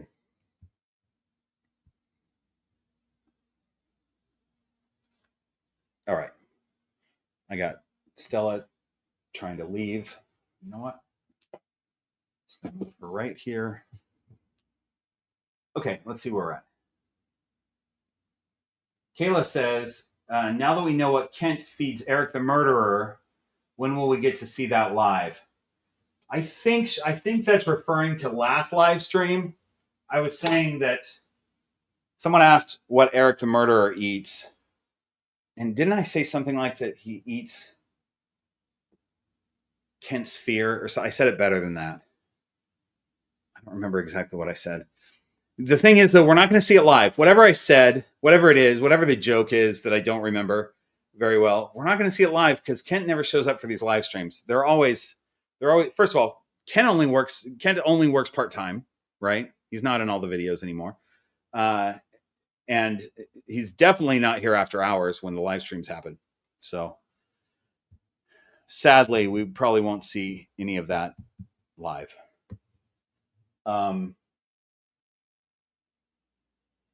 Okay, Red Sonja has so many questions. We're gonna take these rapid fire. I tell you what. In fact, here's what we're gonna do. These are all about Dr. Harry Vanderspiegel, my house snake. So I'm gonna put Stella back in her cage. We're gonna get the good doctor, and we're gonna rapid fire Red Sonja's questions. Get this girl back.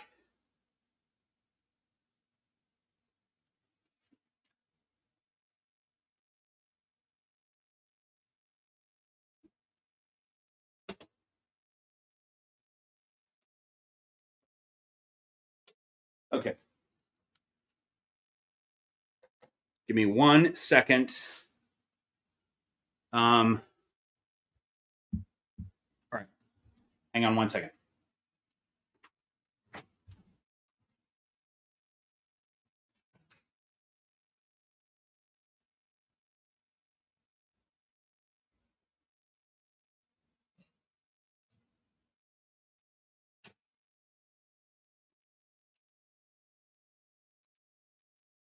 The one thing I haven't figured out with my new cage configuration that I did today is where to put Harry. He's right now behind those cages, which is not a good spot for him, but it's where I put him for now until I figure out a better situation. So here's Harry. Harry is a house snake. He's a Cape house snake, Boidae capensis. Don't confuse boa day for boa. He's not a boa at all. He's from South Africa. And he's real cool. So here we go. We're going to rapid fire. Red Sonja's like 10 questions. How old is Harry? He's a year and a half. Little over a year and a half, actually. How much has he grown since you got him? Not much, like 10 grams, something like that. How many sheds? Not many. I've had him for 6 months. He sheds just like all my other snakes. He sheds about every 6 weeks for a growing snake. So he's had about 4 sheds with me. Do you plan to get him a girlfriend? No. How often do you handle him? Not very often. I might get him out once a week or something like that. I had him out earlier today though. So we were hanging out today. Because I would like to get him socialized a little better. And really for a house snake, I shouldn't say for a house snake because I only have experience with this one for 6 months. So take my house snake advice for what it's worth. But what I would say for this particular house snake, I put my hand in front of him if he's out, but he immediately just runs and hides. So I just want to get him used to being handled. And right now I'm not handling him enough for him to get used to it. So we're gonna start a little program. Let's see. What kind of isopods do you have in his cage? Right now he's got powder orange isopods. And it's funny. I've heard people talk about the fact that isopods will eat snake sheds, but they won't eat the belly scales. That's even true with a little tiny snake like Harry. I left a shed in there for the isopods to eat. They ate everything and left the belly scales. Why don't isopods eat the belly scales of snakes? Isn't that crazy? These are supposed to be rapid fire. Let's see. What plants do you have? I don't know. I have a couple of live plants in there. He's got a bioactive cage. I don't know what they are though. How often do you feed him? I feed him every week, and I'm not feeding him much. He gets fed a pinky every week, and I tried to upgrade him to a small fuzzy, and he hasn't taken one yet. He leaves it. I just leave food in his cage for him. Just leave a frozen thawed in there, and he'll get it when he wants it. But he will not take a fuzzy, so he's still on pinkies, just once a week, which is why he's only grown 10 grams or something in the last 6 months. Which is actually, I think he was 29 grams when I got him, and he's like 38 grams now, something like that. So, I guess if he's grown 9 grams, that's sort of significant. But if he was eating larger prey, he's fine, he's fine on pinkies for what he is. But and again, I haven't had house snakes before, but for a guy who will be 2 years old in 3 months, he's a pretty small snake, but he's doing fine. He's healthy. Telecaster, thanks for the super chat. Here's your question. It looks like to go with it. Hi, Bob. If my Dumeral's boa falls asleep while I'm holding her, what can I do to wake her up so that she doesn't think it's feeding time? It would be pretty rare. Does that happen? Have you had her wake up in food mode? Because that's pretty rare that a snake would wake up just immediately in food mode. Usually they wake up and kind of get a sense of where they're at, I'm curious if that's happened with your Dumeral's boa, where like she just wakes up and starts striking at stuff. If that has happened, I don't know what the answer would be to that. I always, if a snake falls asleep with me and I want to wake them up, I just start moving them around a little bit, doing a little movement action. They're pretty good at waking up. They don't, it doesn't seem like snakes ever go into a super deep sleep. I don't know. It's hard to know what they do, right? Because they don't close their eyes or anything, but it seems like they don't go into a deep sleep. If they fall asleep, if you just move them a little bit, they'll wake up, you know.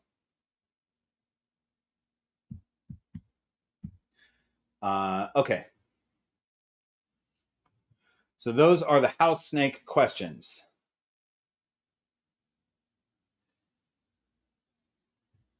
These are great little snakes, though. I really like a house snake. I do not plan on breeding Harry. I mean, I could get a female. Apparently, you can cohab them. Like, you can have a group together in a cage. I don't really plan on doing that, but I think Garrett and Warren are doing a great job. They have plenty of house snakes. If anybody wants to buy a house snake, I don't think I need to dip into that market, but I really like this little guy. Okay. Corey says, I have a pied ball python that hasn't eaten in about 5 months, but there's no weight loss. I know they're well known for this. Any ideas? Yeah, it's like I said before, change up the entire enclosure. Just do a completely different enclosure and see if you can get them to eat. If the snake is used to eating frozen thawed, try a live. A lot of times with frozen thawed eaters, a live meal will trigger their feeding response. Hang on, it looks like Amy just texted me, but I didn't see it, so I don't know. Hi there. You're on a different laptop now. I am. Yeah. Nice. Yeah, because the camera's not good, but at least we can see you. Can you hear me? I can hear you, but your camera is paused. Oh, now you're back. You're good. You're good. And yeah, I can hear you and stuff. That's great. I can just sort of hear you. Okay. All right. Sound like that. It's so okay. Bummer.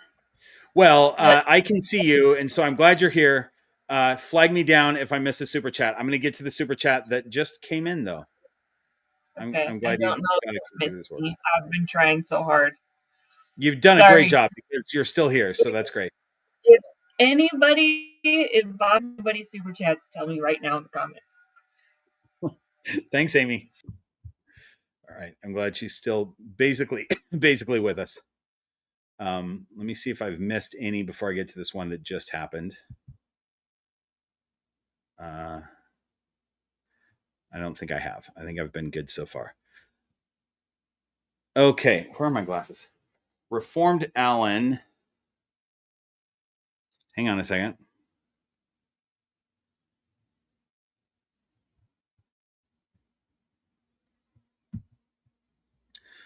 Reformed Alien, now that I have my glasses on.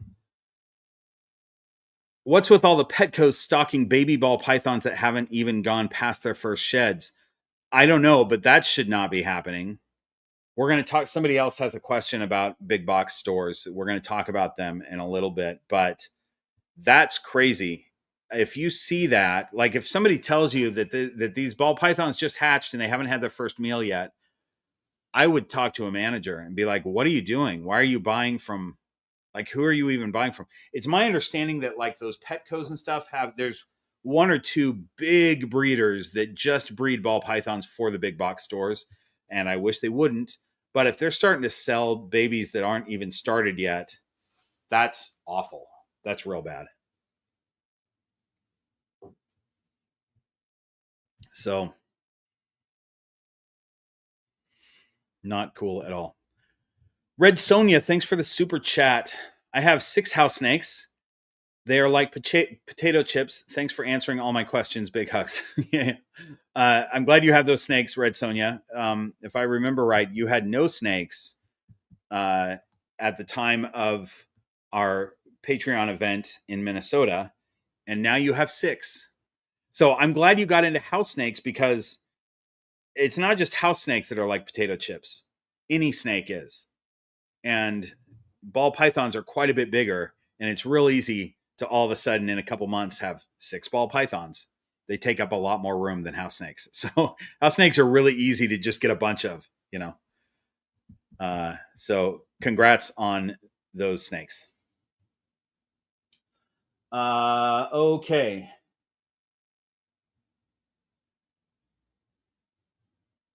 Where are we at here? Okay, Greg says, I have a ball python named Ozzy. I feed him mice. Only he eats two. Okay, so he feeds him 2 mice at a time.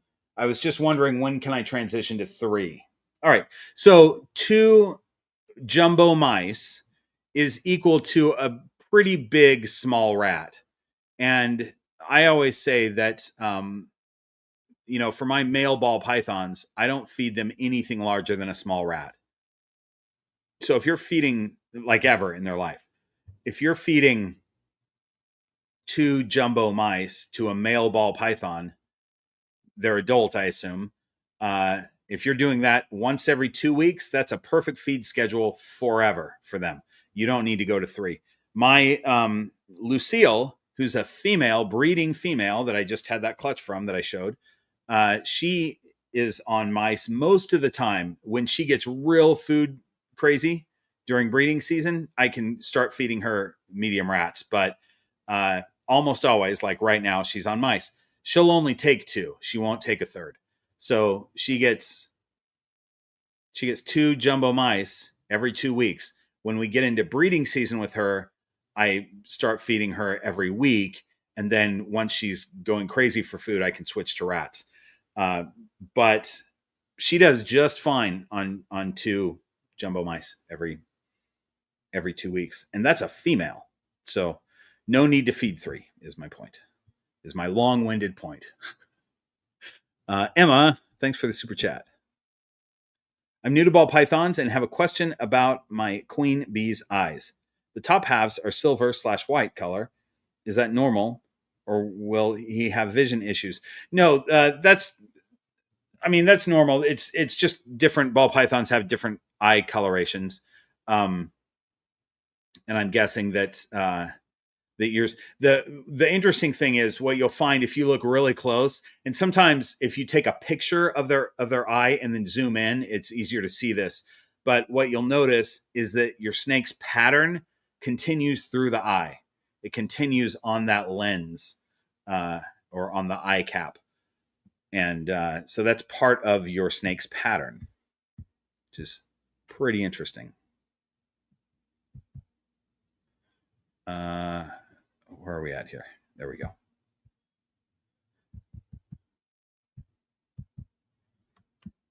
Okay. Azure Jewel, this is not a corn snake. This is a house snake. This is a African house snake. They kind of look like corn snakes, especially with this morph. This is a KZN red or KZN red house snake. That's the locality, and they're red, but he's also T negative or T positive albino. Maybe something else. I can't remember. So he's bright orange anyway, is the point. Super bright orange, which is kind of a corn snake coloration. Amy, thanks for the super chat.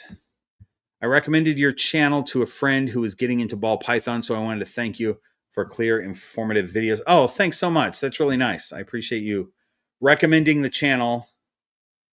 And I'm glad that you think I have clear, informative videos, because when I edit these things, I'm like, I could have been clearer. I could have said that differently. But thanks for that. It's really nice. Megan, thanks for the super chat. I have an 18-month-old male ball python. He's currently eating small rats. Should he still be eating weekly or every other week? Also, maybe a female, not confident. He's about 3 feet long. Whenever I switch, as soon as my males get to small rats, I switch to every 2 weeks. You could do that with a female as well. Females can eat every 2 weeks, starting with small rats, and then they go to mediums, and really a female that's not breeding. My big females, Damara and Kata, right now eat every 3 weeks. They get a medium rat once every 3 weeks. And some people even go every 4 weeks. So, and then as far as the sex, if you really want to know the sex, send a shed into RGI. Just get a little piece of their shed, send it into RGI. I think it's $20 or $25, and they'll tell you the sex.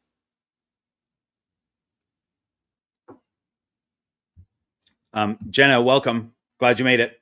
I haven't made it to your question yet, so you're right on time. Okay, speaking of questions, let's see where we're at. So this is Rachel Good says, I was wondering if there's any special enclosure considerations for albino snakes with red eyes.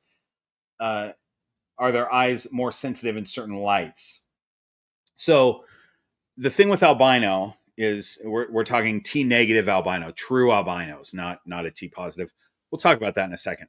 But for a true albino, they have pink eyes, right? So albino pulls out melanin. And there's melanin in the eye that protects you, that filters out some light. So with albino animals, their eyes are more sensitive to light because they don't have that pigment in their eye that filters out the light for them. So to answer the question though, there's not really special considerations because you're going to give your snake a hide and clutter and stuff like that, and they can get away from that light if they need to. So if you want to have a light in the cage, like an LED light during the day, that's fine because most ball pythons, pretty much any ball python, is going to be asleep and in a hide during the day anyway. That's where they should be. And that allows your snake to get out of that light. When they want to come out at night is usually when the light's off anyway. So they're fine. It's not a super big deal, but their eyes are slightly more sensitive to light than other animals. You just want to make sure that they have the opportunity to get away from, like if I had an albino snake out right now, I've got lights, bright lights shining here for the live stream. That I'd want to have make sure that my hand was like this or something so that they could do what Harry's doing right now, getting away from that light. And so for those who don't know, the T positive and T negative, Harry doesn't really need to be away from the light. He's just sitting that way. He is technically albino, but he's T positive albino. There's a protein called tyrosinase that is one of the pigments. It's one of the proteins basically that albinism, that a true albino removes. And so when we say T negative albino, we don't really have to say T negative because the word albino just means that it's removing all the melanin. But tyrosinase is one of the proteins that some types of albino leaves in there. So we're saying that this is T positive or tyrosinase positive. So they're removing all the melanin except tyrosinase. I think that's the word, tyrosinase. I think that's right. And it makes it so they don't have pink eyes and they're not fully albino, which is pretty interesting. We have T positive in just about every snake in the world has T positive albino. And when I say that, I don't know if that's true, if it's almost every snake in the world, but it seems like it is. I don't know of any snake that has albino that doesn't have a T positive albino. I'm sure there is. Anyway, there's some genetics nerd questions for you, or information for you. Let's see. Crisis Corpse, thanks for your super chat. Thank you for being awesome background noise while setting up an adult cage for my juvenile ball python. It's been an exhausting day. Much love. Crisis Corpse, I'm so glad that I could be awesome background noise for you. If that's all I ever am to someone is awesome background noise, that's great. At least it's awesome, right? And congrats on getting your juvenile ball python into an adult cage. That's really cool. That is a lot of work. And when it's been an exhausting day, it's fun to do. It's always fun to get a new cage set up for a snake, but it's physical work. It's a lot going on. All right. We've got Clint is leaving. It looks like. Clint, thanks for being here, man. Glad you were here. It looks like Maya's out right now, so I'm going to let her out. And I got a story to tell you about Maya that happened right before this. We're just going to open a door and see what happens. And I'm going to put Harry back. Yeah, she's crazy right now.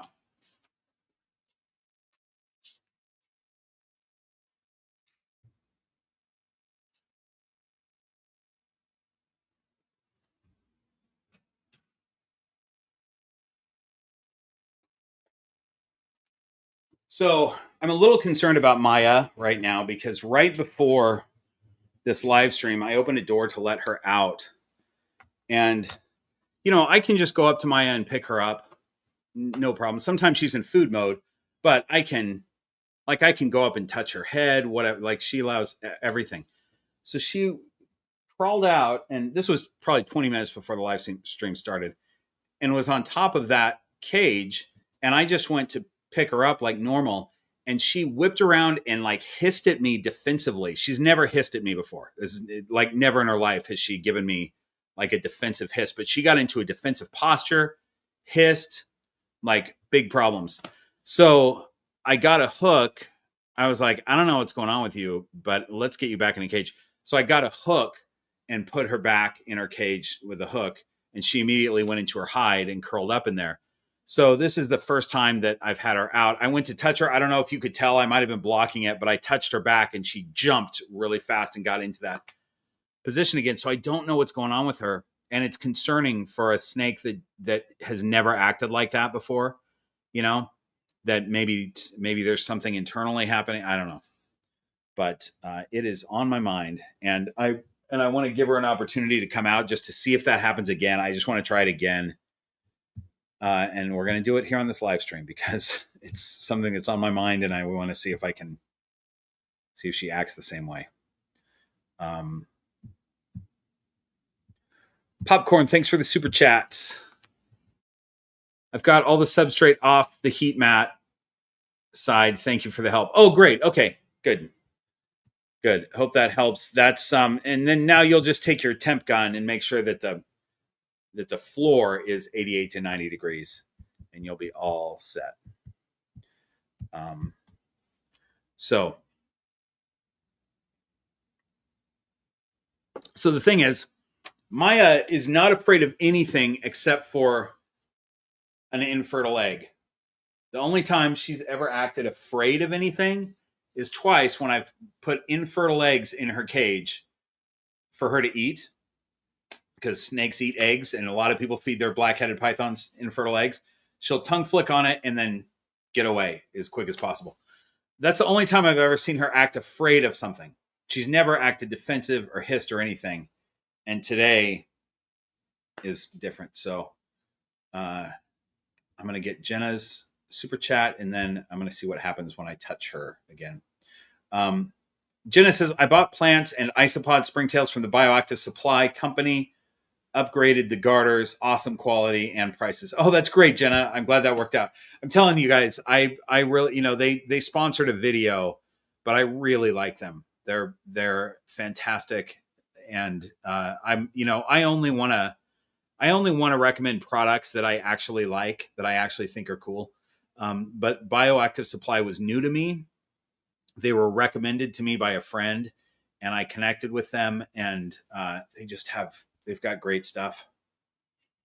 And really, they're just really good people. So I'm glad that worked out well, Jenna. Okay, let's see what happens with Maya here. I want to make sure.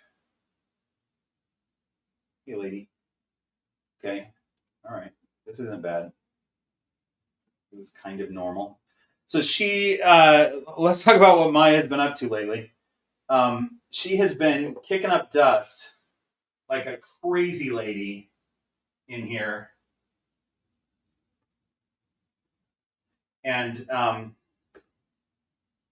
I just want to hold her for a minute to see what. So she's a little tense right now. She's doing okay. All right. So we're just going to hold her for a second and see how she does. Anyway, she's been kicking up dust, like aggressively digging, enough to where when I came home from being out of town for a week, her cage was covered with dust, and then I cleaned her windows off, and it takes about half a day of her digging around again where everything is covered with dust again. So she seems to be doing okay. I mean, I definitely startled her. When I put my hand in the cage a few minutes ago. But she's all right now. So I don't know what's going on with her. We'll see how she is tomorrow. But it's always concerning when a snake is doing something that they've never done before, but especially if it's a big reaction like that. This getting into strike position and aggressively hissing. That just has never happened. And I went to pick her up, but I didn't touch her like really fast or anything. It was just a normal, gentle touch that I always do. It wasn't anything different. So, anyway, part of this dust thing is that she always looks like she's in shed. I don't know if you can tell right now, but she often is crawling around her cage with a dirt hat because she's been under her dirt. So she comes up with dirt and gravel on her head. So she's crawling around with this dirt hat.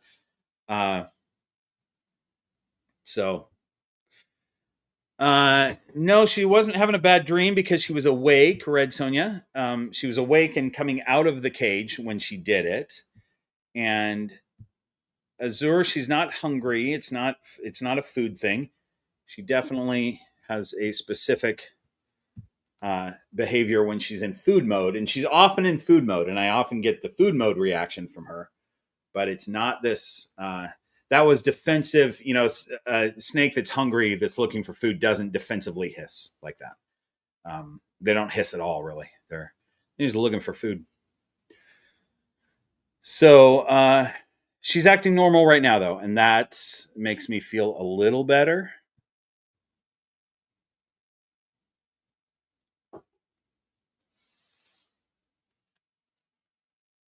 These black-headed pythons, man, they're cool snakes. I like them a lot. All right, I think I'm going to put her back. Let her crawl back into her cage, and then I'm going to leave the door open because I want to see what she does. We're just gonna monitor her situation together for a little bit.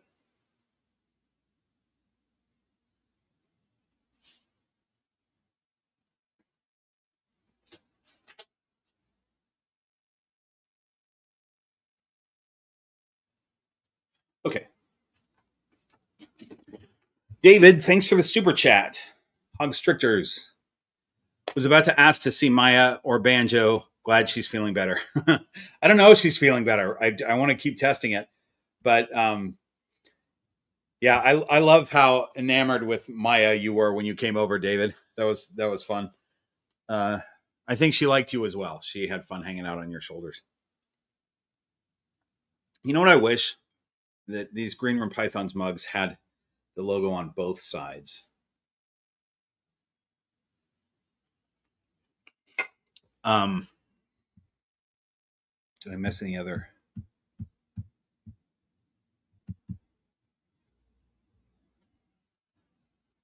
I probably could make that happen. It's like having your logo on the front and the back of your shirt, I guess. Okay. Let's see where we're at here as we...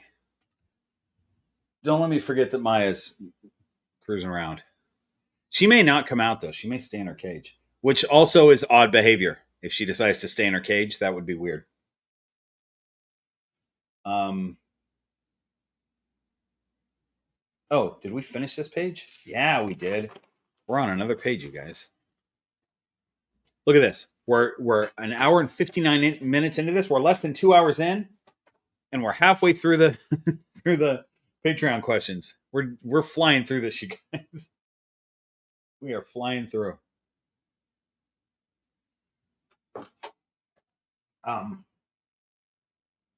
Hang on one second.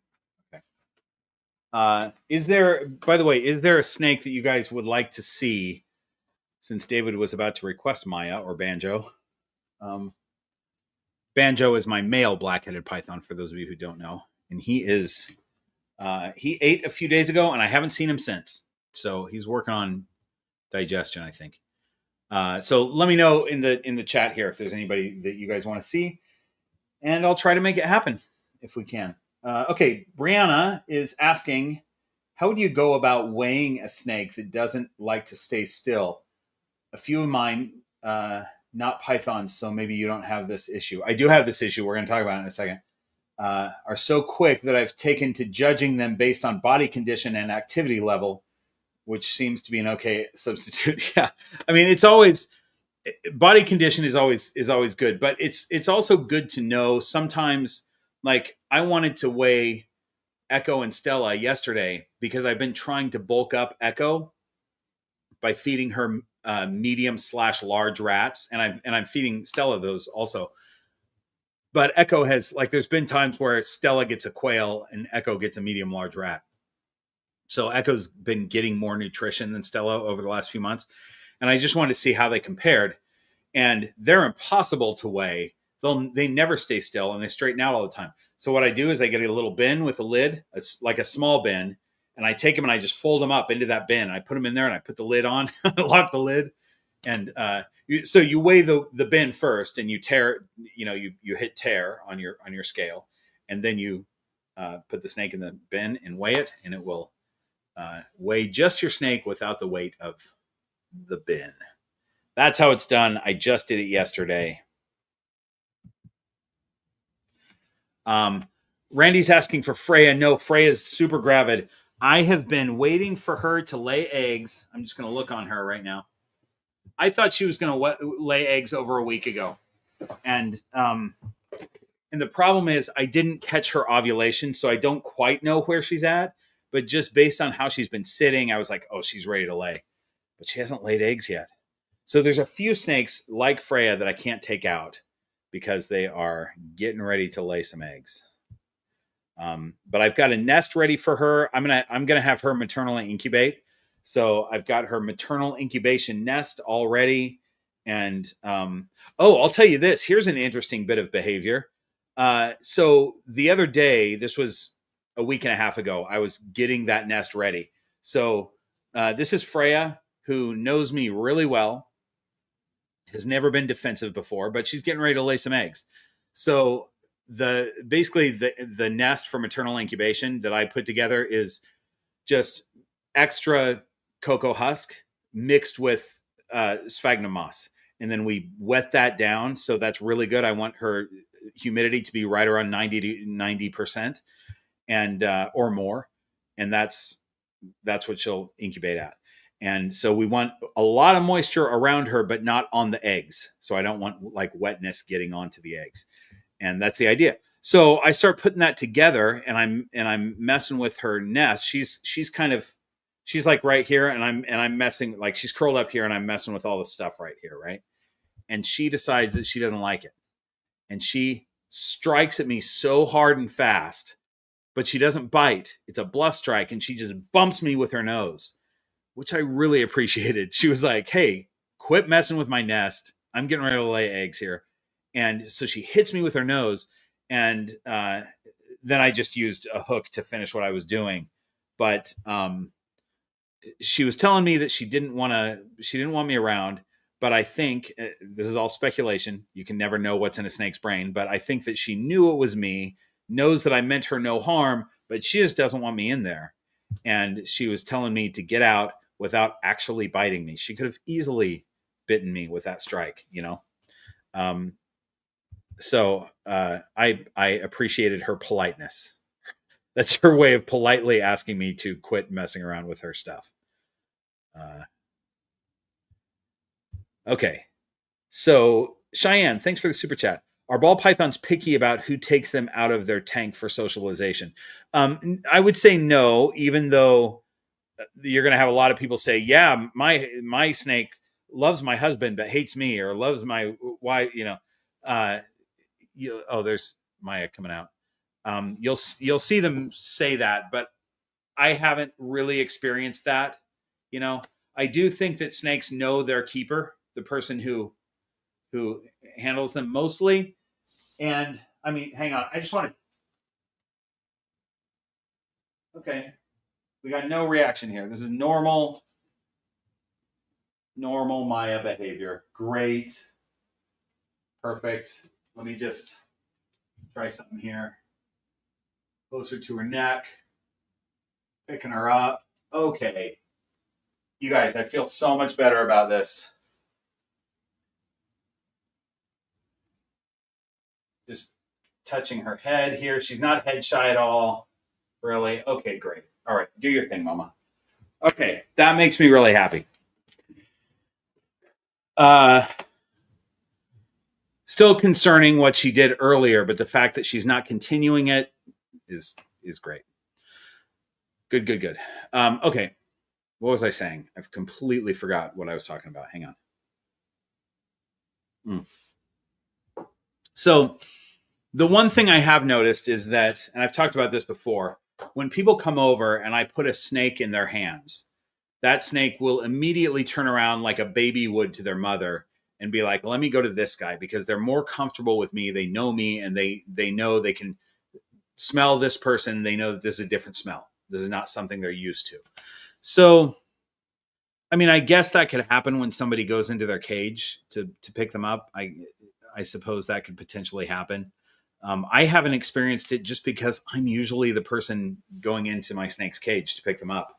So I guess I'm going to amend what I first said. I first said no. Now I'm going to say that I don't have enough experience with it. And yes, it definitely could. That it could be a thing, I guess. But I will also say that my snakes that are socialized aren't just socialized to me. They're not like a parrot, that gets used to one person and then everybody else they hate. Snakes aren't like that. When they get socialized to me, they learn that humans aren't out to hurt them. And so even though they might be a little bit more nervous with a human that they're not used to, it's not going to be like a Jekyll and Hyde situation. So I'll say that. Did Stella just turn off my light? She did. Hang on. Hey, don't mess with. Come on, lady.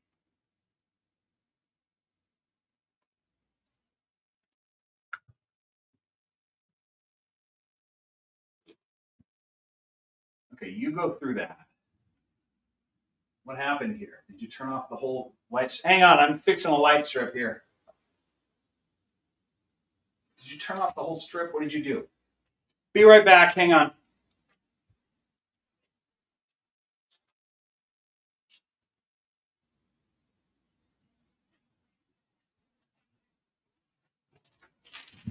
Okay.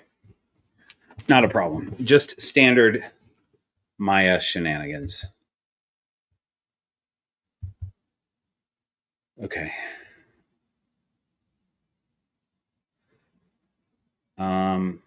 All right. That was that. Thanks for that super chat, Cheyenne. I hope my long-winded answer answered your question. Okay. Phil says, hang on. I do this with reading glasses. This is a long one, and I didn't edit this one, so this one has all the information in it. Maxine is 13 months old and weighs 875 grams. Okay. It's about standard for a year-old snake that eats every meal. I feed her every Thursday morning, and she knows it. She lets me know when she wants to free roam by waiting at the door. I make sure to end our sessions on a positive note. That's great. Will she ever become more willing to climb onto my hand, or is that wishful thinking? I know you said one time snakes don't like to be held, but they learn to tolerate it. That's right. They don't necessarily like to be held. They tolerate it. With a snake, with a yearling snake that's 800 grams or whatever, they're, whether they crawl out onto your hand or not, if my snake crawls out, a lot of times I'll pick them up if I want to handle them, I have some snakes that will, I've got like Lydia Dietz, who's a 3,000 gram female. She's huge. She'll crawl right out onto my arms, I have a few big snakes like that are like, yeah, I'll just crawl right out onto this guy. And then others that crawl out, they'll get halfway out of their cage, and then I'll just pick them up the rest of the way, So it's kind of whatever they prefer. Sometimes they'll do it, sometimes they won't. What I'm looking for when I talk about snakes crawling out onto your hand, that's usually baby snakes. I'm trying to get them habituated to my hand and my scent. And for a baby snake crawling out onto my hand, that's pretty much their entire body is on my hand now, So that's that. Sometimes they will, sometimes they won't, I guess is my answer. Okay. And then the next, did she turn that light off again? She's really good with, like, if she's doing that on purpose, that's really smart, right? The snake that knows how to turn off a light. I'm going to answer this question and then turn that back on. She has one small rat left in the freezer and new medium rats waiting to be eaten. Looking at the size of medium rats, I think it's too early to feed that size, but I still have some weaned rats in the freezer. Can I feed her 2 of those? Yeah, you could feed her 2 of those. I would say that she's probably not too small for a medium rat. I mean, I guess it depends on the size of those medium rats, but generally a snake that's 850 grams, even if you fed her one of the smaller medium rats, she would be fine eating those, but she's also fine eating she's fine eating 2 weaned rats. That's fine. If I have 2 weaned, if I have a bag of a few weaned rats left and I'm trying to get rid of that bag, I'll feed those to a snake, a few at a time. I'd give 2 of those to my male snakes that eat smalls, or I'd give 3 of them maybe to a female that eats mediums. That's no problem. You can get rid of those.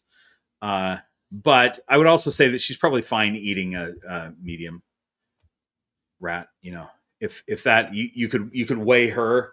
And you already have, she's 875 grams or whatever. You could weigh the medium rat. And as long as that medium rat isn't too much over 15% of her body weight, she would eat a 20% of her body weight meal. Remember that in the wild, they eat what they can get. They might get a meal that's 25% of their body weight. That's a big meal. I don't recommend feeding that much, but they can eat that. They can get that down. It's just going to take them longer to digest, and then they don't need to have another meal the next week. Oh, that's the other thing is you're saying you're feeding her every Thursday morning. Good time to switch her to once every 2 weeks. So you could have switched her to that a while ago, but especially now, I would go with a feeding every 2 weeks, and she'll do just fine on that. Okay. Oh, let me fix this light real quick.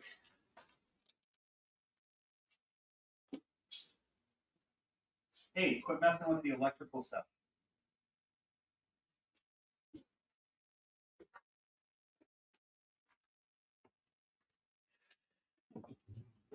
All right. What I would like her to do is move to the floor, because she's definitely going to poop while she's out here.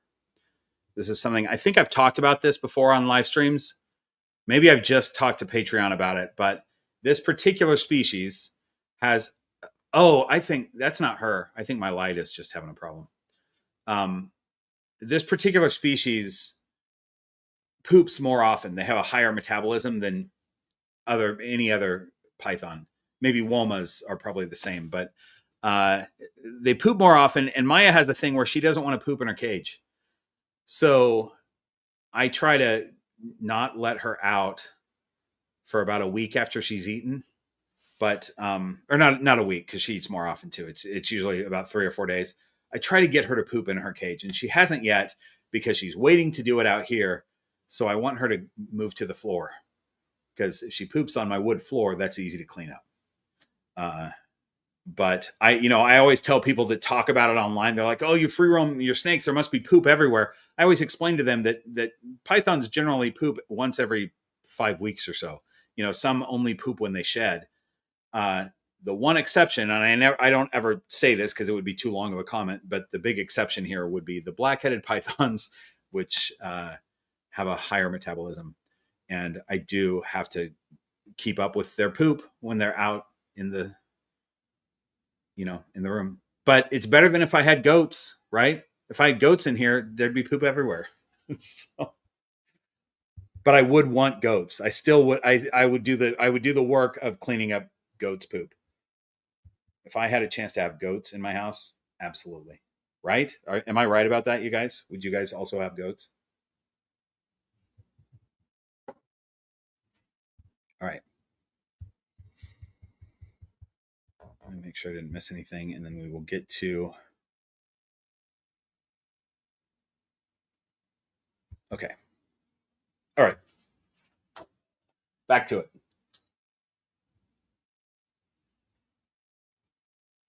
Okay, BizCat says, "Hi Bob, I'm a new member and watched all of your videos before getting my first ball python a couple of weeks ago." Wow, that's a lot of watching because there's a lot of videos on that YouTube channel. Thanks for watching all those, BizCat. I'm glad you have found them helpful. I assume you found them helpful if you watched them all. In one video, you talked about ending handling sessions on a positive note. Can you explain a bit more about why that's important? On my third handling session, with my snake, everything went perfectly, but something really spooked him as I was putting him back in the enclosure. Should I have taken him back out and tried again? Will this set us back a bit? Thank you.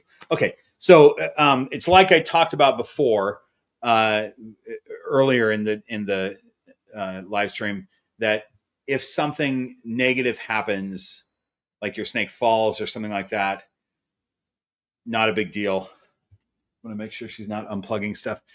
It's not a big deal. It's not going to stay with them for a while. What I would do is if something stressful happens to them as you're getting ready to put them back, I would just not put them back yet. Let them get over that stress and then wait till they're acting normal and not stressed and then put them back. So that's what I always do. Hang on a second. I heard beeping, which tells me that maybe something happened with the, hang on a second. I see what the problem is with this light. It is my fault.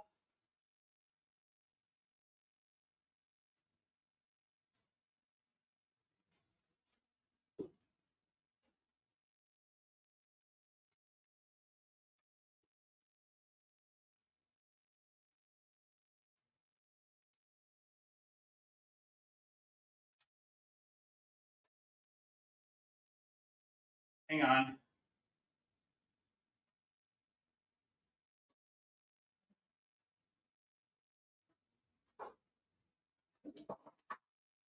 Okay. Okay. I don't know if you guys can even hear me when I have the mic here and I step away, but we're just going to go with an unlit green room python sign for the rest of this.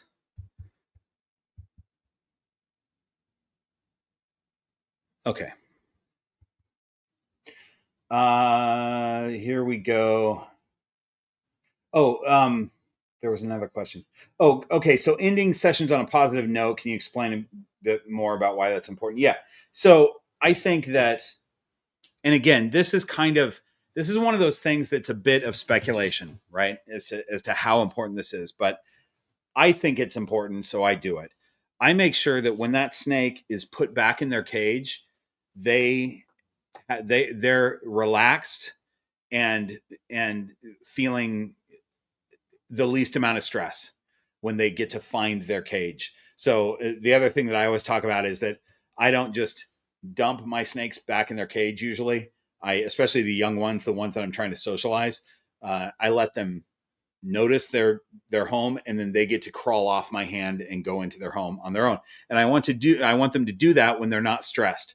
I don't want them having just been freaked out and then they see their cage and they go and go right back into their cage super fast because they're so scared, right?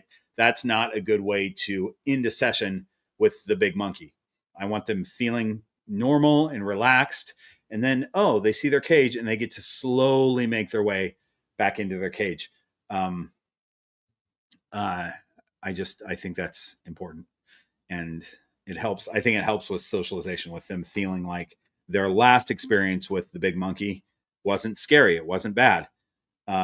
And if it was scary at one point, by the time they got to go into their cage, they weren't like breathing heavy and super stressed when they went back into their cage. They were still feeling good. They were okay. Nothing was scaring them at the time. And then they found their home.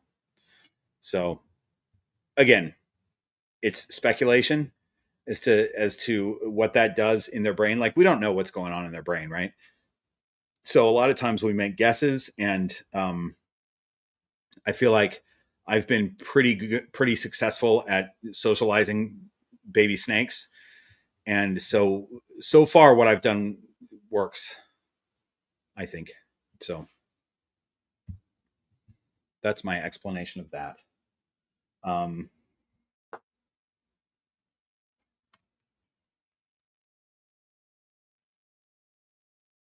Jacqueline says, "Hi, Bob. Happy 4th. Thanks. We had a nice 4th of July, you guys. I was at my mom's in Post Falls. We had a bunch of young ones there also. We did fireworks. I wasn't expecting to do fireworks, but my sister bought a bunch of fireworks. I was like, we're not going to light off fireworks because people lose their fingers all the time. We're going to have a good time and not do fireworks. And then I find out that my sister, who you would expect my sister to be the person that was like, let's not do fireworks. Right? She went and bought a bunch of fireworks. So I was like, all right, we're doing this. So I ended up lighting off a bunch of fireworks for the kids. They loved it. It was definitely the right thing to do. Nobody lost any fingers. And if anybody did, it would have been my fingers. So we had so much fun, and everybody enjoyed their fireworks. Anyway, so Jacqueline says, "Hi, Bob. Happy 4th. I got my ball python from Country Max. I don't know what that is, but that's okay. And they were not sure how old he was when I got him. I've had him for about a year. At what age do they stop growing?" That's a great question. So the answer is that at about 3 years old, it depends. Let's assume that the snake has had normal feeding schedule, a normal good feeding schedule. At about 3 to 4 years old, they will stop the majority of their growth.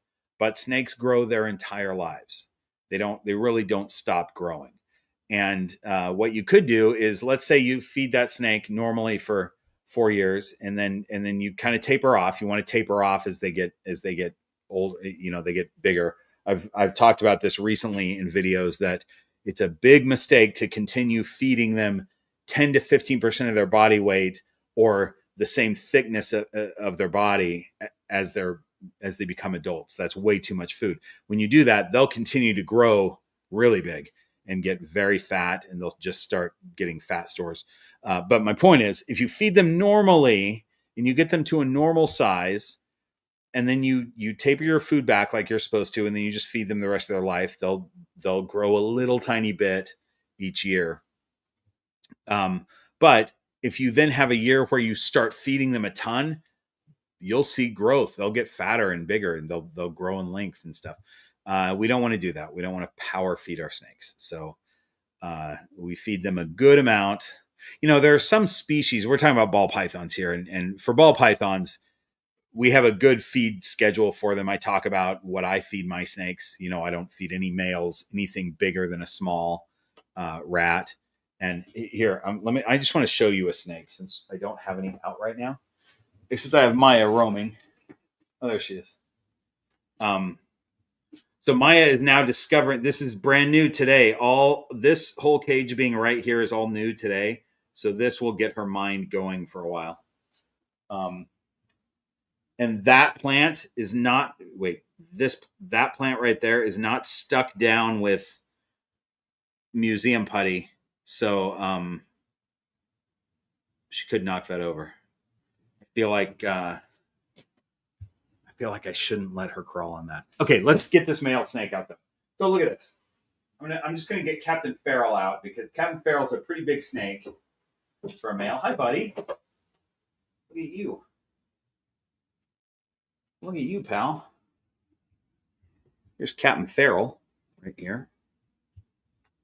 This boy I've raised since he was a baby. I got him from Aussie Boyd's, and as a baby. And when he transitioned to small rats, he's never eaten anything bigger. And he only eats every 2 weeks. So he's not fat. He's not a big fat snake, right? Like he's lean, but he's not too skinny. He's got really good body condition for a male ball python. If he was a female, if he was like a female that I wanted to breed, he wouldn't have enough, or she wouldn't have enough fat on her to breed, and I'd want to bulk her up. But a breeding snake is different, right? So, this is an adult. This is a great example of an adult ball python that eats one small rat every 2 weeks. Like perfect body condition, I think, for this snake, for a male ball python. Not perfect body condition for a breeding female, but they're different. That's two different snakes. So, also, since we have them out, can we just let's see if we can do this? Can we just admire Captain Farrell's eyes for a minute? Look at those eyes. Look at those green eyes. I don't know if you can tell, but he's got green eyes, and they're real cool because he's inchy. And inchy, the inchy gene gives you a snake with green eyes, and I like that a lot. All right. Oh, good. Maya's come all the way around. You probably can't see her. Oh, yeah, you can. She's right there. You can totally see her. She went all the way around that thing. Maya's like 6 feet long now, you guys. Those of you who are like, wow, Maya's so big, because I hear that a lot. She sure is. She's freaking 6 feet long. That's a guess. I haven't officially measured her, but based on how long she is when she's in her cage and such like that, I am estimating that she is at 6 feet. All right. So I'm glad we have the captain out. We don't see him very often. The inchy gene also, by the way, if we're talking about genetics, being genetics nerds right now. Wait, I got to go this way with my beard. So this, dang it. Okay. Here we go. So everything's backwards. So this is the only way that we can tell that he's pied, right? Is this little bit. He's a very low white pied. And that is also because of inchy. When you have inchy mixed with pied, you get a lot of pattern on the snake. There he is. What a nice young man Captain Farrell is. You guys, I'm sorry to say that we have lost Amy. She might still be in the chat on her phone, but we have lost her. As far as cutting to her, we can't cut to her anymore because she's gone. Maybe she'll be back. I don't know. I just want to make sure. Let's see if she's texted me, because I do have a text.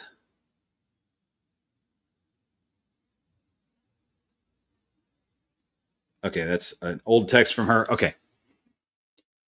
Let's keep rolling with these questions.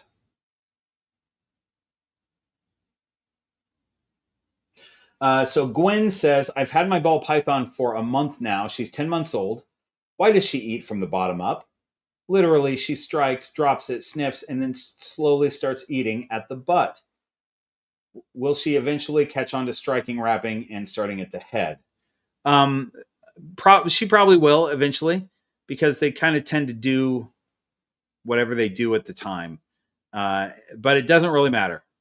It takes them longer when they eat from the back first. It takes them a little bit longer.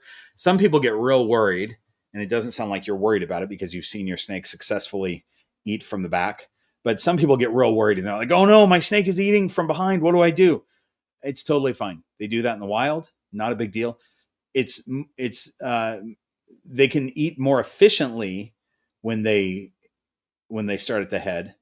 Doesn't take them as long, but as long as they get that meal in them. I mean, even I don't like when my snakes eat a quail or a chick from behind, because then they have to deal with the wings coming out forward and do that. Handsome Dan does it all the time. He'll eat a rodent from the front, but he often eats a bird from the back, and it takes him forever. But they'll get it down. They figure it out. So probably your snake will probably do it eventually and figure that out. But It really doesn't matter. It's not that big of a deal. And then there's another question here. Hang on. I'm thinking about using terra firma in half the tank and Repta chips in the other half. Do you think this will work? Which substrate do you recommend be used on the warm side? So I would say, hang on. I just heard something over here, and I'm not sure what it was. I'm going to answer that question in a second as soon as I find out where Maya is. Hang on.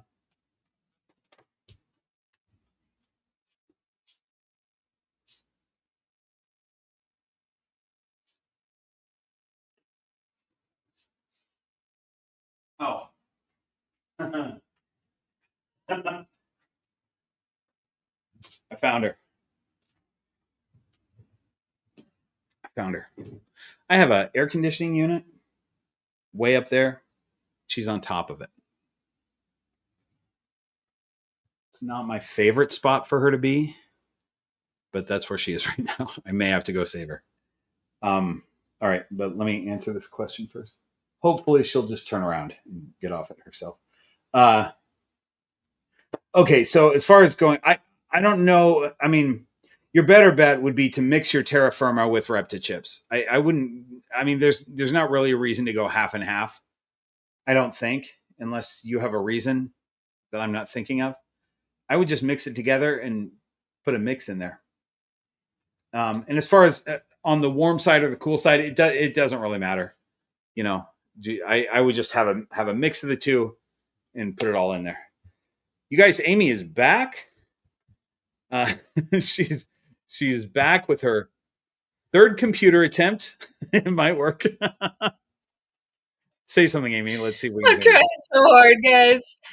Look at your camera is better on the third computer, and your sound is good. Oh, good. Yeah, I'm glad. I think you're all set. Well done, Amy. We're glad to see you back.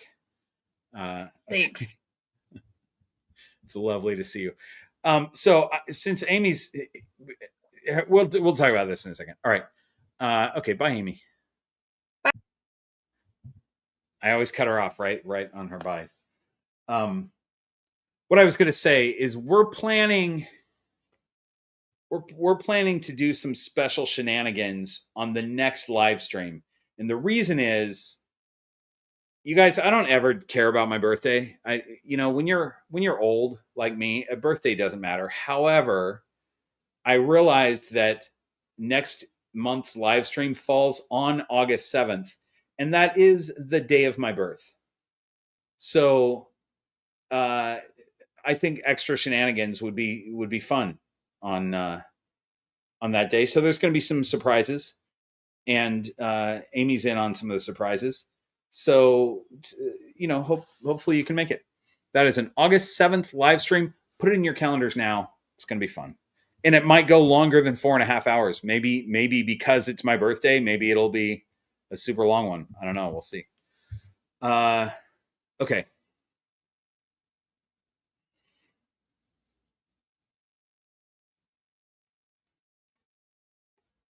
Where are we at here?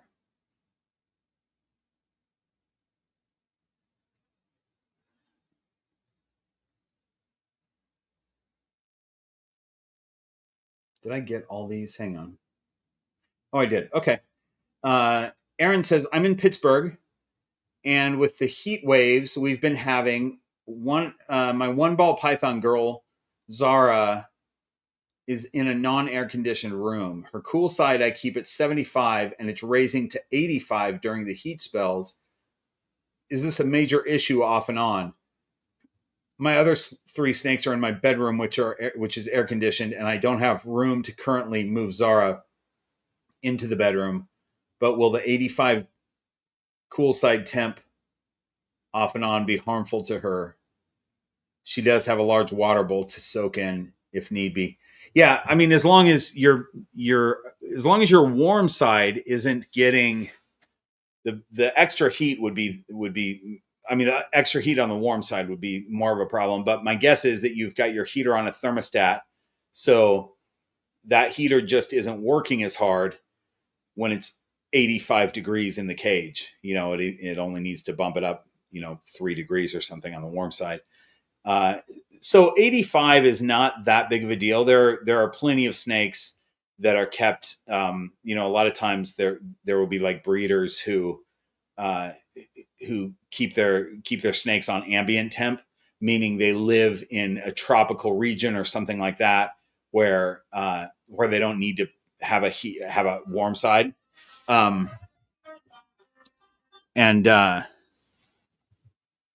was my phone ringing. That was Rita from downstairs. You guys know Rita from a recent video. Anyway, a lot of times, what was I saying? So 80. So there are some breeders that will keep their snakes on ambient. They don't have a hot and a cool side, and their room is just at 85 degrees, and the snakes seem to do fine. The ball pythons seem to do fine on that. So I would say that's not that big of a deal. You just want to make sure that your warm side isn't escalating super hot.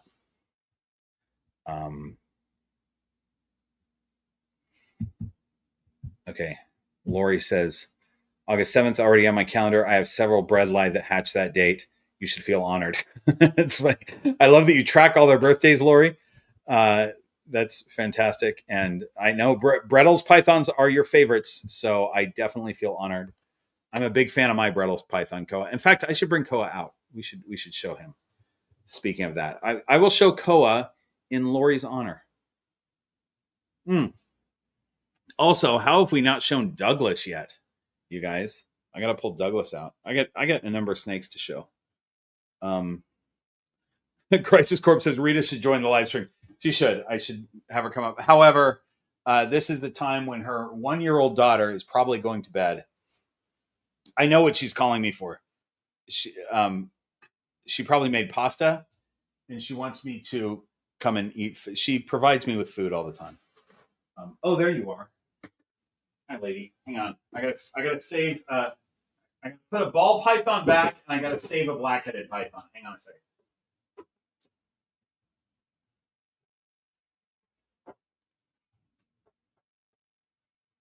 Oh, okay. The black-headed python doesn't need saving. She's just taking the worst path to come out into the room from the top of the cage. She came because the camera's not there, so just to explain what's going on. She's on that side. She came all the way down the side of the cages and through. I have foam there. I've got like basically pool noodles is what it is, but it's pipe insulation on the side to keep ball pythons from going back there. Maya can go back there if she wants, but I don't want the ball pythons back there because they'll stay back there. And what she did is she pulled the pool noodles down. So hang on 1 second while I just fix that real quick.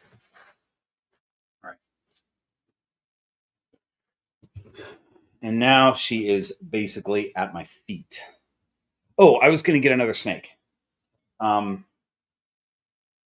want Maya to continue roaming, but I asked you guys so long ago. I asked you guys for suggestions of snakes, but I have 2 that I want to get out right now. I didn't even see your suggestions. What'd you guys suggest? Okay, so I'm seeing them now. Kodiak, I'm seeing Kodiak. That's a great choice. The new scrub python. Okay, we're gonna get Douglas out. We said we couldn't do Freya. I know a lot of people want to see Freya. Okay, a lot of people asked for Douglas, so we're gonna do that. We're gonna get Koa and Douglas out. And then somebody's asking for Anya. Same situation with her. She's on her nest. So I'm going to leave her there. Handsome Dan is a possibility. We could maybe get Handsome Dan out. Hang on. Let's grab Koa real quick. I just know where he is. Oh, hang on. No way, lady. You can't go in.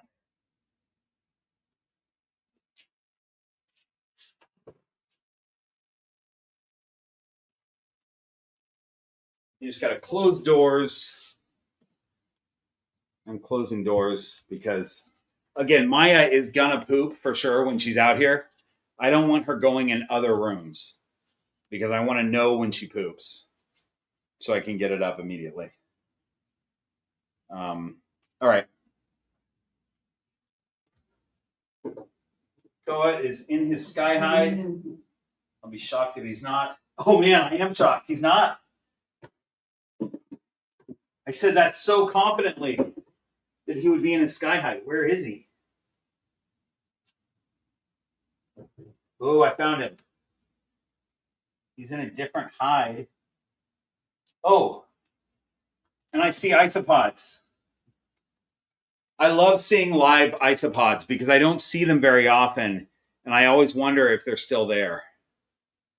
So I just found an isopod in his cage, and he was using a different hide on the ground, which is kind of cool. That means that he's just getting used to different things. So here's Koa, my little Brettles python. Koa is a year old. He'll be exactly a year old in August. Oh, did you bring a stick with you, buddy? Can I take the stick? Oh my gosh. He brought this stick with him.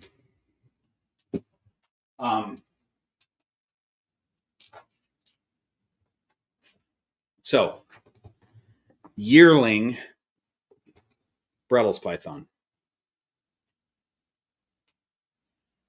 I love this guy. He's so cool.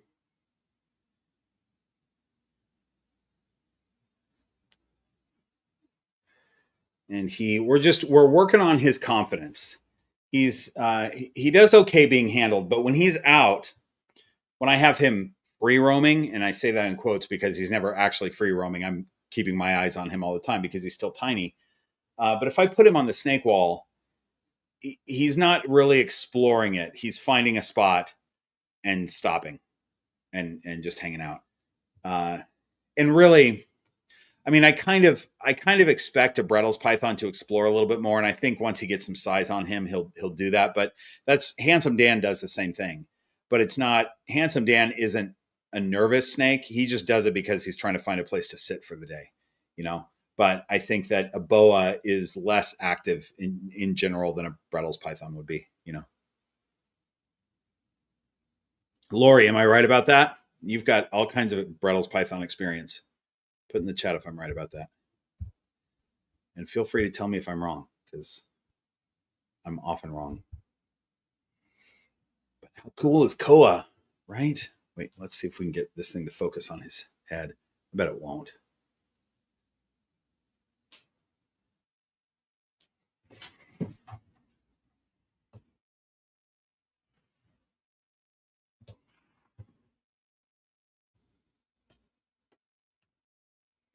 Well, now he wants to move around. Anyway, he's real cool. I'm super happy to have Brettles python.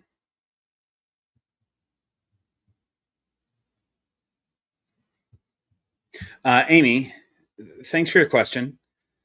I'm going to bring you on to answer this. Your question was that you had to log off. I was saying that I was getting Douglas. You probably jumped off when I was giving the explanation. I had a list of snakes. Koa was. Well, I didn't jump off. It just everything froze, and then you came back.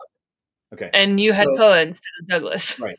Right. So the point is that Koa was on the list first that I said I was going to get, and Douglas is next. So we're just, and actually I could have them at the same time.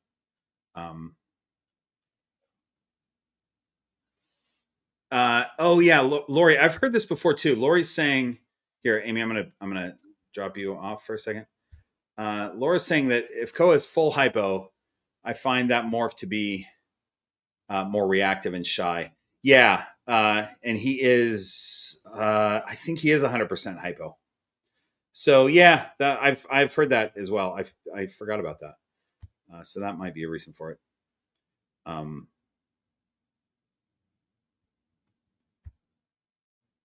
You're saying the normal stonewashed bredli seem typically to be the boldest from babies.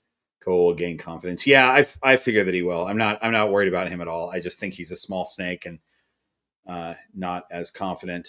But yeah, he is het stonewash. I don't plan on breeding him, so the het doesn't matter. But yeah, it's interesting that trying to get him to let go of my fingers. The hypo, he's definitely, I think he's full hypo. I think he's 100% hypo. It's interesting that gene makes them a little bit more reactive or shy.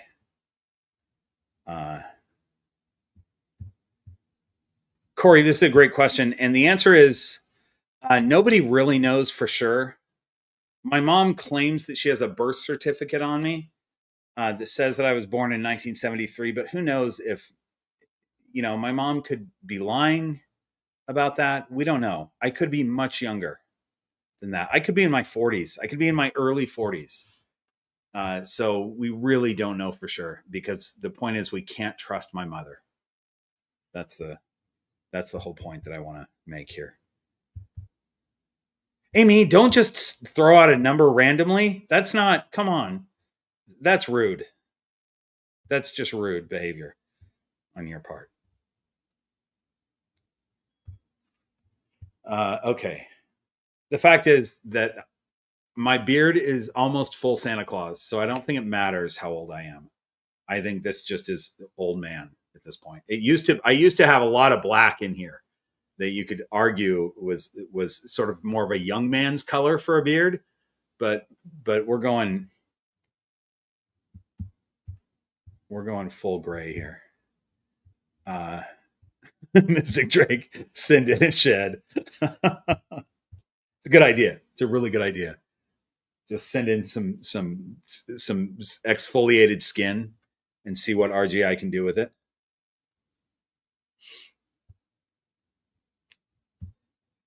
Paul has dubbed Amy the people's champion. I don't know that that's true. I wouldn't agree with that. Amy, notice I'm not bringing you on so you can refute anything or confirm or deny anything. Okay. So, all right, let's get... all right, so Maya's doing her thing. Let me see if... Here, tell you what. Let me just show you where Douglas is right now. Douglas is in his favorite spot. As soon as I added this is a Mag Naturals ledge.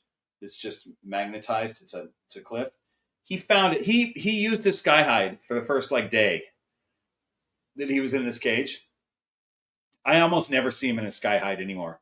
He's on this ledge 90% of the time. He's a big fan of a ledge. So I do a lot of, I hope you guys can hear me I'll wait till I'm back there to talk. Hang on.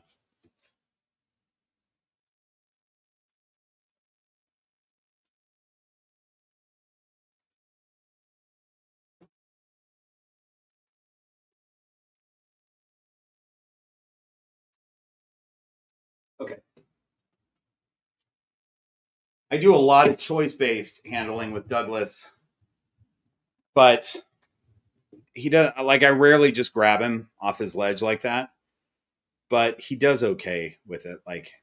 I'm not doing a lot of choice-based because he's a nervous snake and he really needs it. I do it because that's how he's been raised, and I kind of want to continue that. And he does really well with it. When he's sitting on his ledge and I put my hand in there. By the way, for those of you who don't know, who haven't seen the video, Douglas is a scrub python, and he is absolutely fantastic. He's just the cutest little guy. So anyway, the point is, when I put my hand in there, when he's sitting on his ledge, I open the other door, put my hand by him. He tongue flicks and then follows my hand. I start pulling my hand away, and he follows it, and then he ends up crawling on it. Almost every time he'll end up crawling on it, and then he comes out and we hang out. But when we're doing a live stream, it takes a little bit longer. Take some patience to wait till he decides to crawl on it. So we're just going to bring him out. But man, what a cool snake he is. And so I've got, these are both yearling basically both Koa and Douglas are almost a year old, and I have very different feeding situations for them. Douglas, the scrub python, gets fed quite a bit more than the Brettles python. These snakes, based on the experience that other keepers that have kept these snakes longer than I have, based on those experiences, we find out that Brettles pythons should be slow grown. They do much better if they have smaller meals, or more spaced out meals. And Koa is still on hopper mice. He's ready to move. In fact, probably his next meal will be small mice, because he's definitely ready to move up to small mice. But scrub pythons can take really big meals, and they tend to do better if they're grown, not like power fed, but if they're allowed to eat what they want to eat as a youngster, and they grow up to a decent size, and then you slow down those meals. So for me, my feeding strategy is this: Koa gets fed every 10 days at this point, and then he'll go to every 2 weeks fairly soon, I think. And I think I was at every 2 weeks for a while with him, and then I decided to go back to every 10 days. Douglas gets fed weekly, and he's on medium mice. So when he came to me, he was on hoppers, and I quickly moved him to smalls, and he only had a few small mice before I moved him to mediums. So he's going to grow faster. That's the point I'm making. Different species have different requirements and different things that people who keep them have found out. We've kept these snakes for some time now and figured out what works well for them.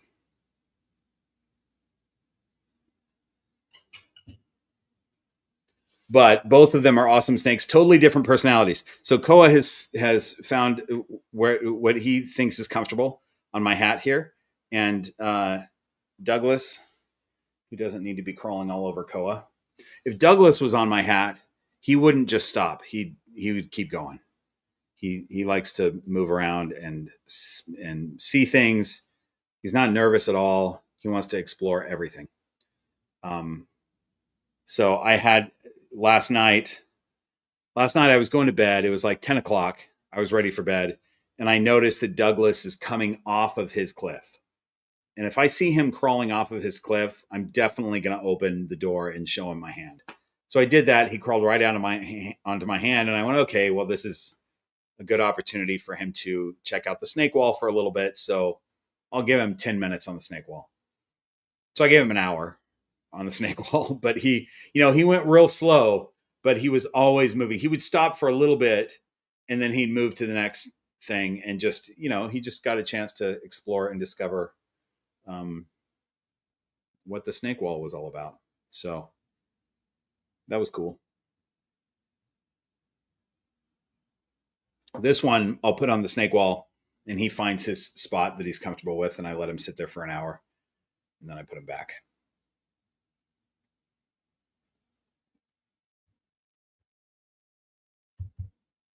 So it's going to be interesting to see these yearling Brettles python, coastal carpet python, and scrub python grow up together. Nifter's critters, we haven't seen Pip, and it's because she's deep in shed right now. She's working on some new clothes, but she's doing very well. I didn't realize she was in shed. I fed her the other day and did target training. She, in the evening, she usually has her nose poked out of her hide. And so I showed her little target. She's got this little tiny green target. And I showed it to her, and she came immediately out, just like she always does. And as she came out, I noticed that she's pretty deep in shed. Like she's very in shed, but she still was able to see the target and go right to it. And she was happy to take a meal. So Anyway, I'm not going to bring her out because she is in shed. Caden's custom lures. Maybe we'll see the inspector. I could potentially bring him out. Let me put this guy back. I'm going to put Koa back. I love that he was in a different hide this time. I like that he's... So I want to put him back, and I want to just see where Maya is in the house right now. There you go, young man.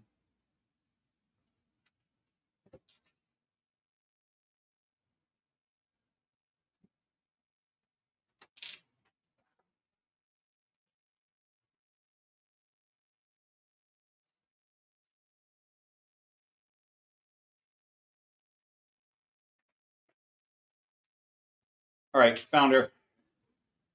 She's fine. Okay, now I can let Douglas up on my hat if he wants to go on the hat.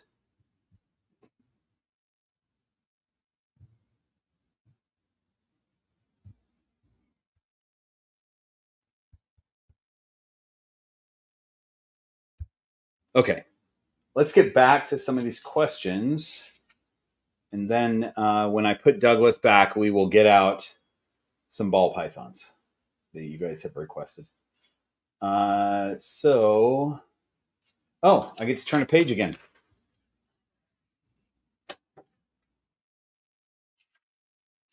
We're on the fourth page, you guys. What do you think? Gwen says, what do you think snakes do before, during, and after a flash flood or any flood? Well, it would depend on the snake. There are some snakes that are really good swimmers and enjoy swimming. Like, I would say that during a flood, a reticulated python would be happy to just jump in that water and cruise down the way the flood is going. No problem.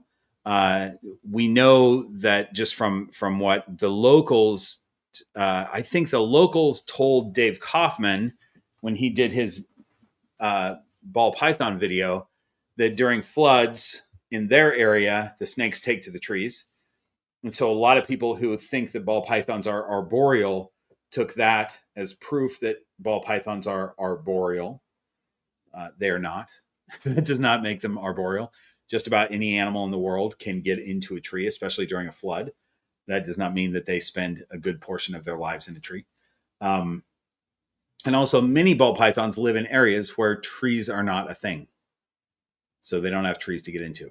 But in those areas where there are trees, floods come, snakes go up in the trees. And I would say that for snakes that are not comfortable with water, that's what they're doing. They're trying to get up high. That's my speculation on it. Before a flood, I don't know that they know a flood's coming, but maybe they've got some sort of magical powers that tell them a flood's coming. I think they might know when an earthquake's coming. Like, I think animals can sense an earthquake, maybe. But who knows? I don't know that an earthquake really matters to a snake, though. I don't know.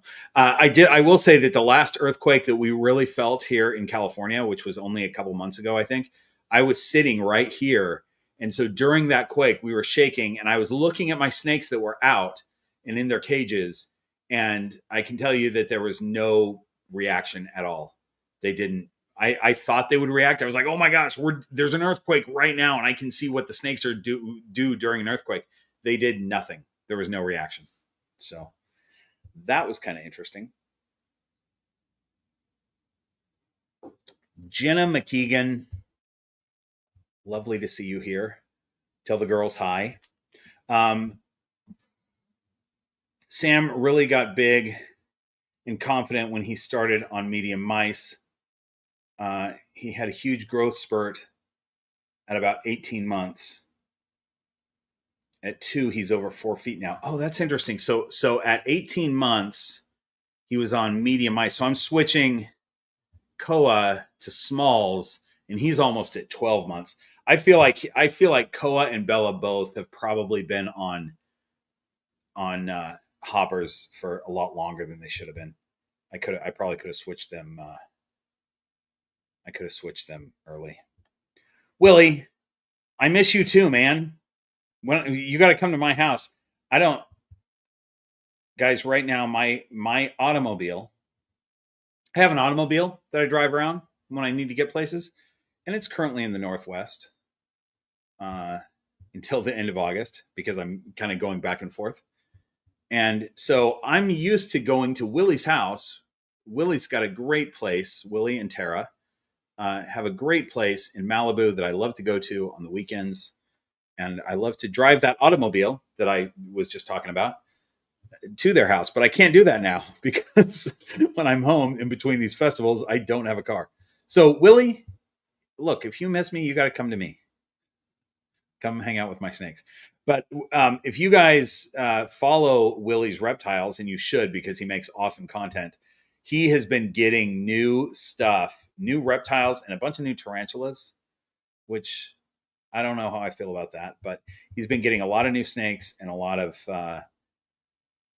new spiders. And I think Tara's with me on the spider thing. But anyway, my point is that I'm excited to go and see those new animals because I haven't been there for a while. Willie says he'll swing by sometime soon. Okay, great. Do it. I'm excited about that.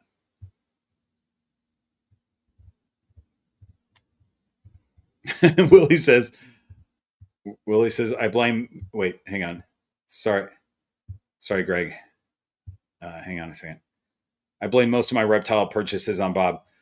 As you should, because you know that you're building your reptile room. And so I'm trying to get you to get all the snakes that I want, but I'm not going to get because I want to be able to come over to your house and play with snakes that, that I don't have.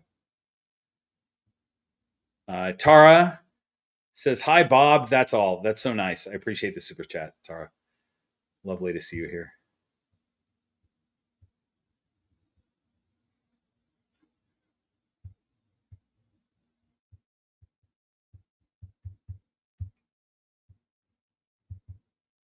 So, for those of you who don't know, if you guys saw my Bioactive video, I mean, Willie's been in a number of my videos, but the most recent one was the Bioactive one. He came over and helped. He was in that video. And so that's who we're talking about. Okay. Where are we here? Billy says, have you ever visited the UK? If so, where did you go and what did you think? If not, would you like to? And where would you like to visit? Me and my new wife are massive fans of yours. Oh, that's nice. And Amy's. Not just a fan of mine, but also Amy's. And I totally get it. I'm also a fan of Amy's. From England and new to the Horde. Thanks for joining the Horde. I hope you're enjoying it. Keep up the great work and say hi to Kent from us. Billy, so nice to hear from you in the UK. I have not been to the UK, and I would like to go. I would like to go anywhere in the UK. I am hopefully going with my sister and my parents to Scotland, but I would like to. I would like to go all around England. I would like to just tour all over the UK. And I'm sure that will happen at some point. But as of yet in my life, I have not been. All right. Jenna McKeegan. Jenna, we're on your question now. Here we go. What have your biggest challenges been with the retics? And how would you compare your experience with them versus the carpets? I found a cute Western hognose this weekend. Lifer for me. Okay, so that's a wild one. You're out herping. That's great. The girls say hi to everyone, and we finally got Sasha's ball python to eat. Oh, that's great. Hi to the girls, and that's fantastic. I'm glad the snake was eating. And cool that you found a hognose. That's awesome. Those are fun to find in the wild. I found my first one with Dave recently. That'll be in a video coming up.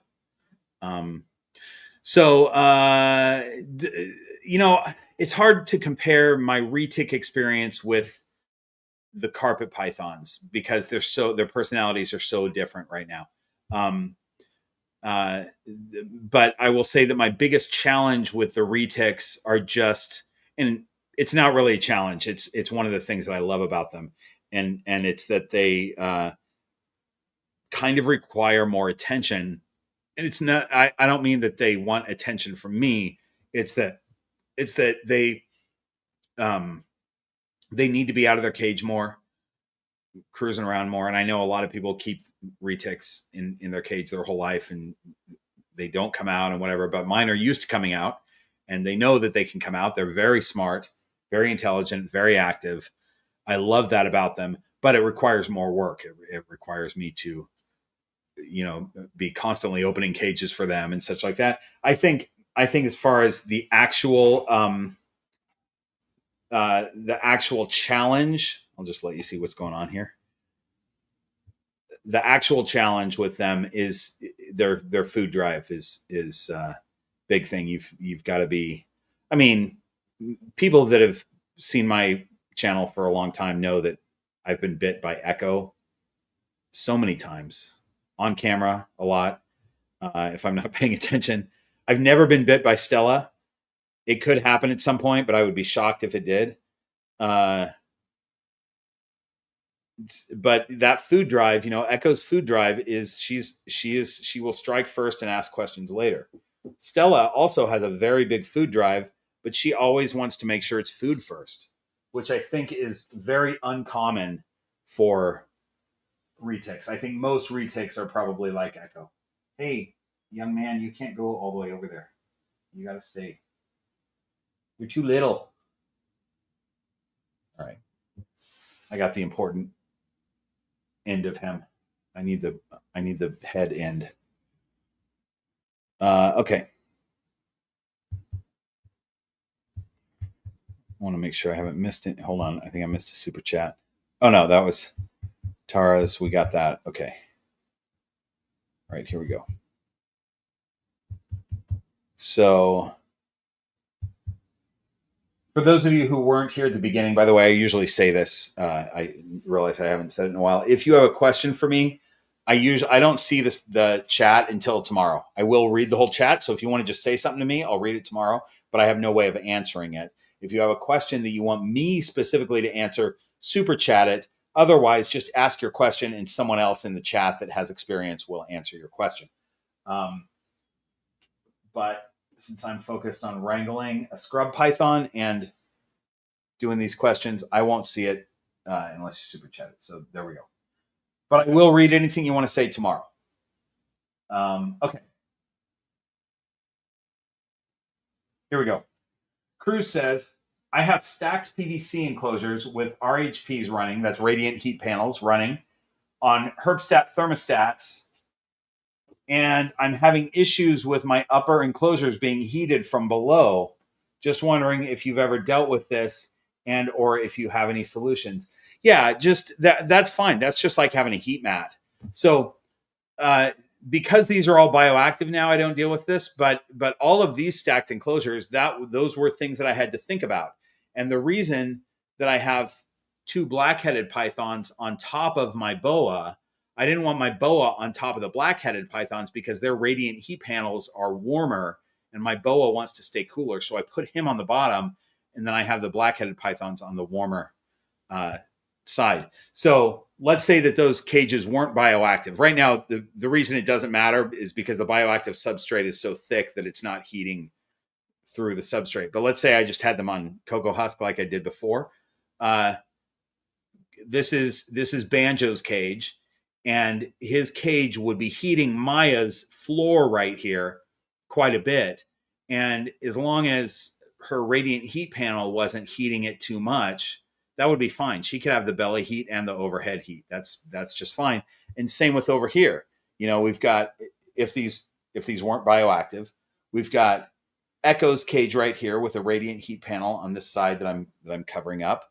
And that would be giving Douglas some belly heat, which is fine. So I'd probably make his overhead heat a little bit less. And that's giving Stella a little bit of belly heat. And so I'd adjust accordingly up here. So it's good for they can have some belly heat. That's totally fine. You're just going to adjust accordingly with your overhead heat on each one. Yeah. Let's just check in on Amy really quick because she seems to have something real interesting on her head, you guys. And I think we should all see. Hi, Amy. What do you got on your head? Can you? There we go. Look at that. What can you tell us about that? It's a crown. Oh, it's crown. Is it for Ren Fair? Are you going to wear it at Ren Nope. Fair? Oh, okay. No. All right. You just I have a wear it crown. when I play Dungeons and Dragons. This Oh, is it's your where I D&D sit crown. when I play Dungeons and Dragons.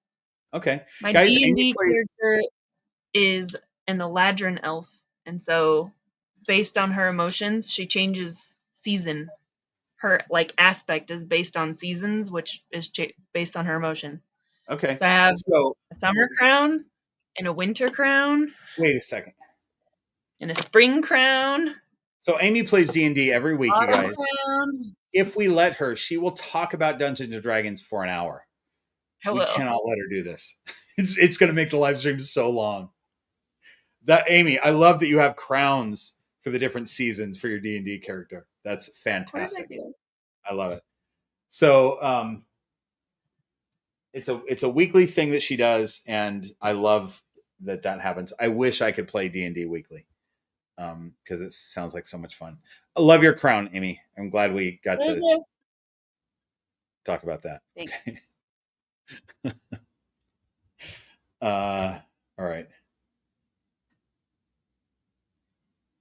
Okay, Douglas, what is happening here? Hang on. Hey, pal. You're so curious. You want to go everywhere. I get it. You're just not big enough. You're not big enough. I'm so sorry. He just wants to see everything. No, I don't think he's afraid of anything. I don't think there's anything. Look at his yellow tongue. Even blurry, you can tell it's yellow. Look how cool his yellow tongue is.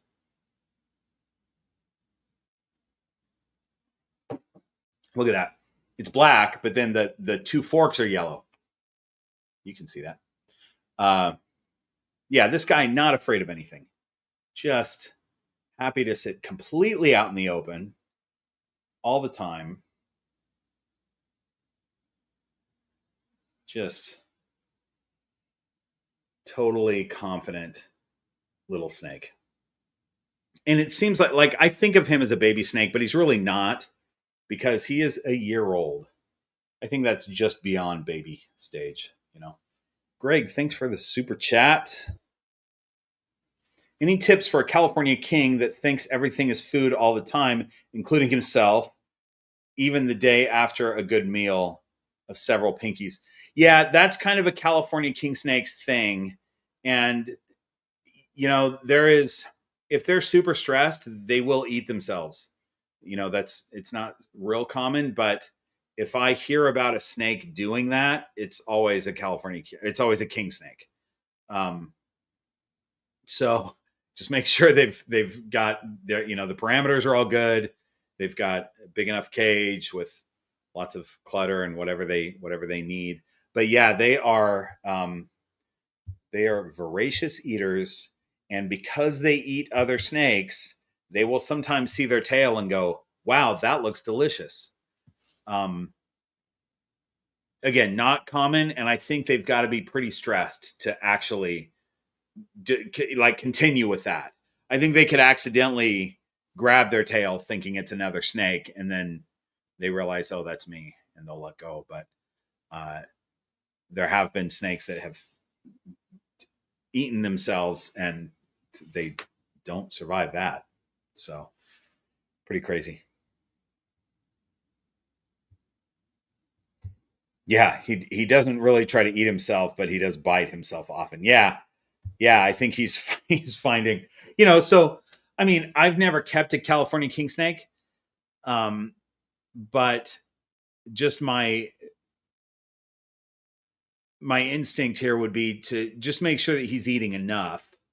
You know, probably is just isn't completely starving all the time. You know, starving snakes don't really, like, it takes a lot for a snake to be starving, but you know, make sure that they're basically satiated, and then you just have a species that is kind of all about food. They want to eat everything.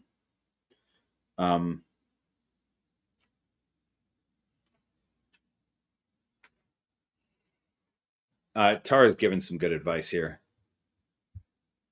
that they have a higher metabolism than pythons and boas. Yeah, colubrids generally do. They should be fed weekly with a meal a bit bigger than he is around. Okay, so good to know.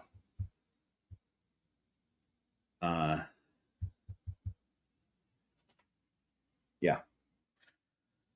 Okay, so where are we at?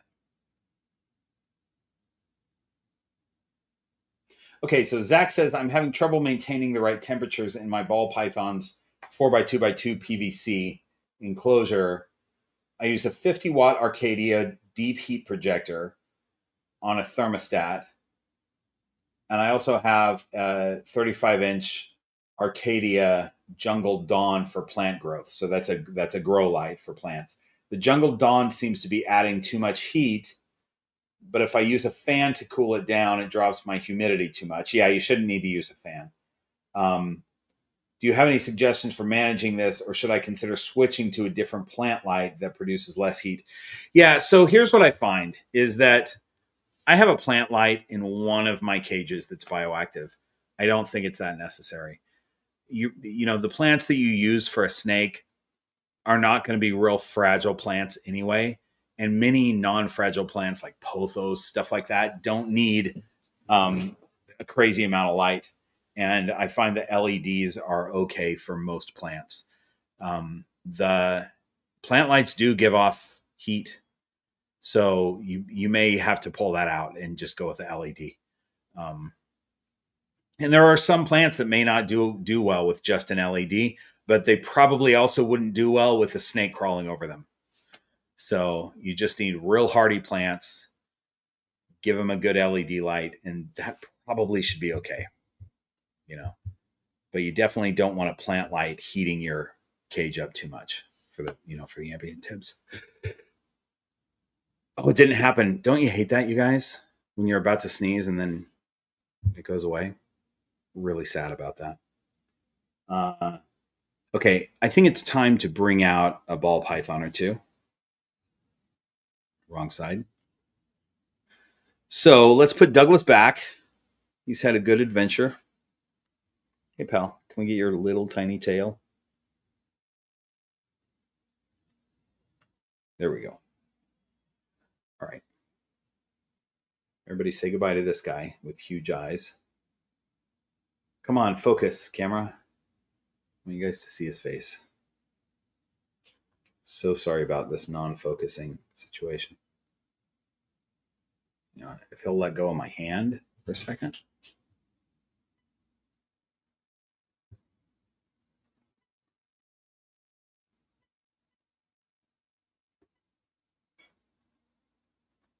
There he is. You got to focus for just a half second. Oh, there we go.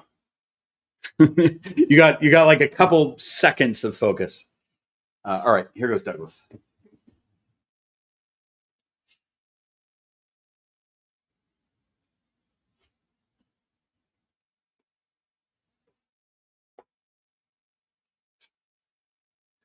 So the other interesting thing that I find about Douglas, he's got a piece of cork bark here on this side. You can see it right here that I have just kind of angled. And he likes it. He sits on it sometimes, but very rarely. But that's his warm side. He prefers his cool side. So he'll sit there and digest at 80 degrees. And not necessarily move to the warm side. Which I think is pretty interesting. He is crawling up the. Can we get you guys to see closer? Let's see. Look at that. Look at that. There we go. So now he'll crawl around this thing and probably go right back to his cliff, his Magnaturals ledge.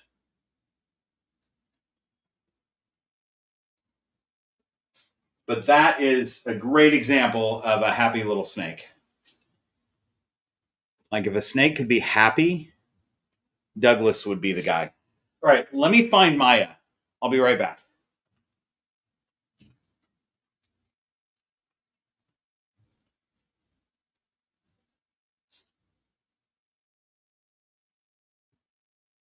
No, lady.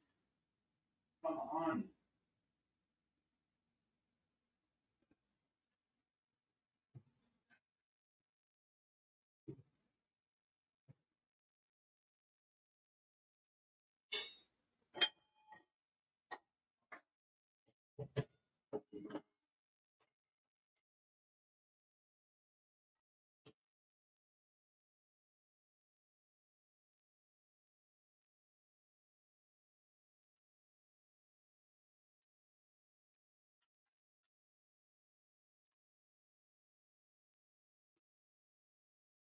Okay, I hope you stayed with me for that, because that took longer than I expected.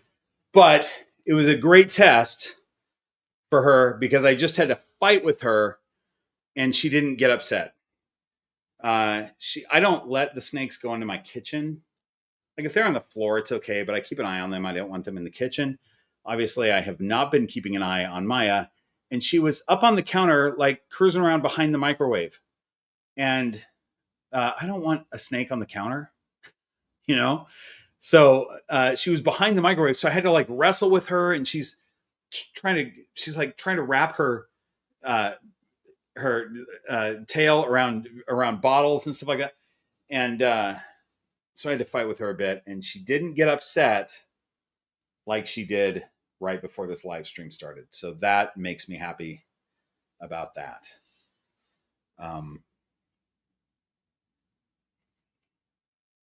Glad I found her, though. I don't want her up on the counter. We don't need snakes on our kitchen counters.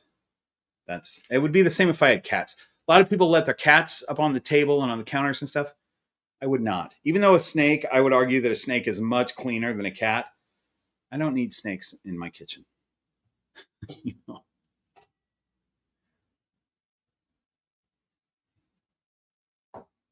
All right. Make sure I haven't missed any super chats. I don't think we've had anything lately. Got that king snake one. All right. We're all good. Okay. Let's see where we're at.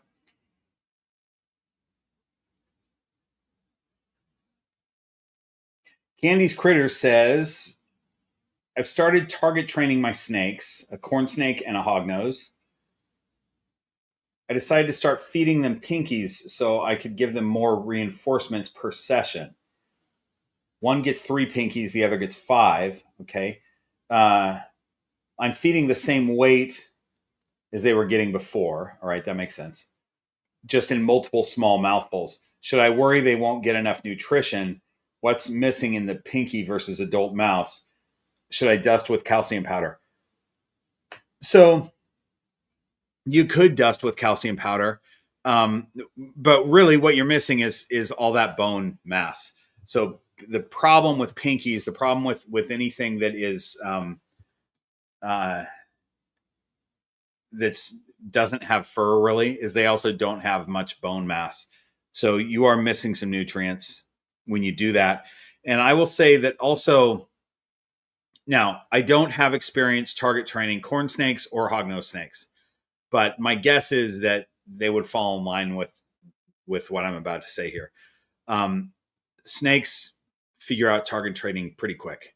And I used to, when I first started target training, especially ball pythons, I would do like 2 smaller meals. So if they were on small rats, I would do like 2 weaned, to give them a couple sessions. But what I realized is that they catch on to target training real fast. And so you can do one meal, do a few weeks of showing them the target and giving them a meal, they'll catch on. So I don't think that you have to do, it's not like a dog or cat where you do a whole bunch of trainings, looks like it's almost 8:30. That shuts off.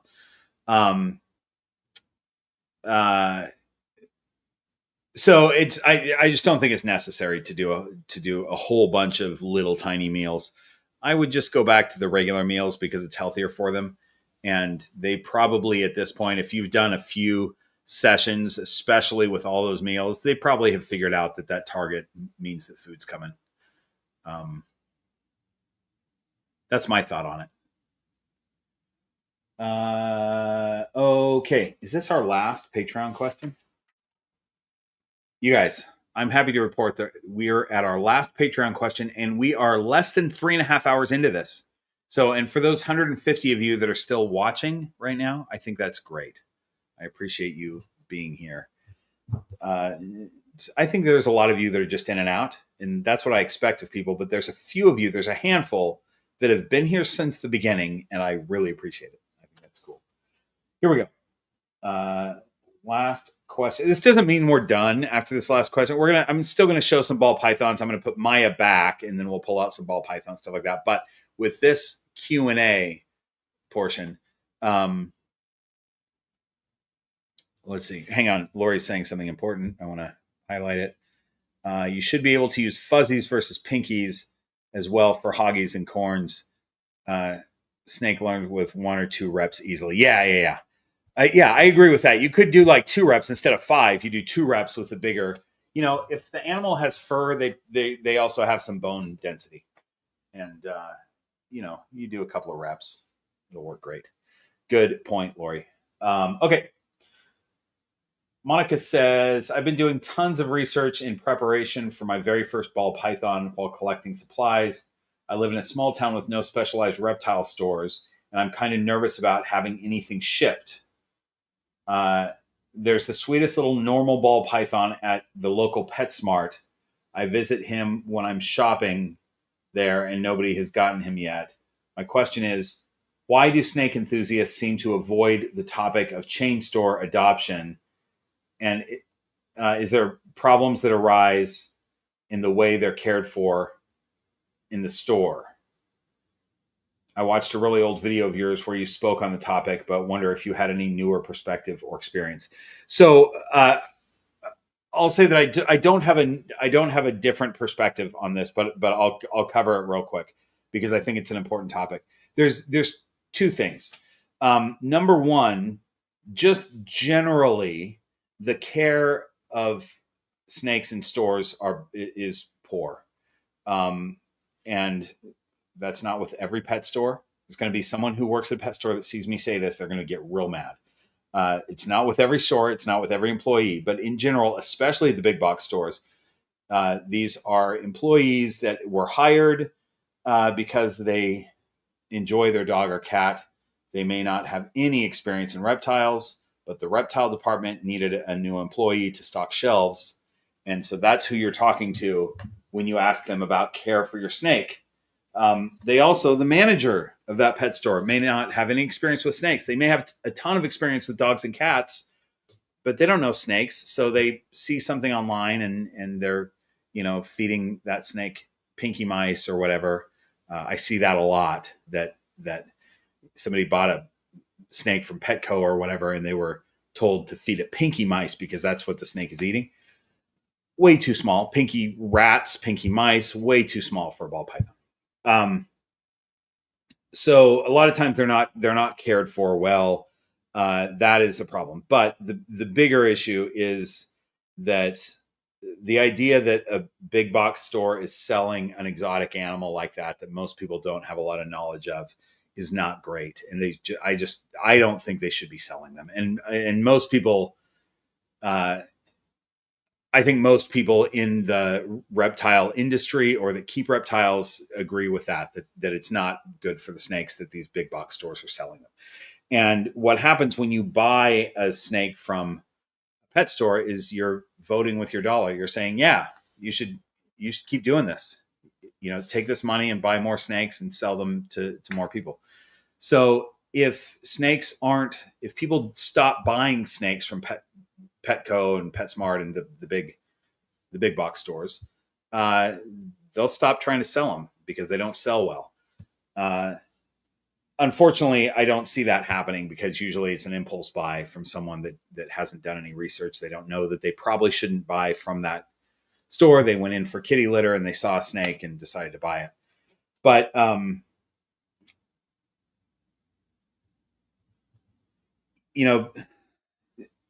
yeah, it's just a lot of people go online and they say, hey, I rescued this snake from a pet store, And they usually get a ton of flack for saying that. You know, somebody will jump on and go, "You didn't rescue it, you bought it," whatever. But the fact is, I get why they're saying they rescued the snake, because the snake clearly wasn't doing well in the care of that big box pet store. And so they wanted it to do better. So they just bought it. And they're like, "Look, I rescued the snake." I get it. In that respect, they rescued it, but they didn't really, because they didn't adopt it from a rescue. They didn't adopt the snake. They bought it. They paid the pet store. They voted with $1 and said, "Here's the money for this snake. Use this and go buy more snakes."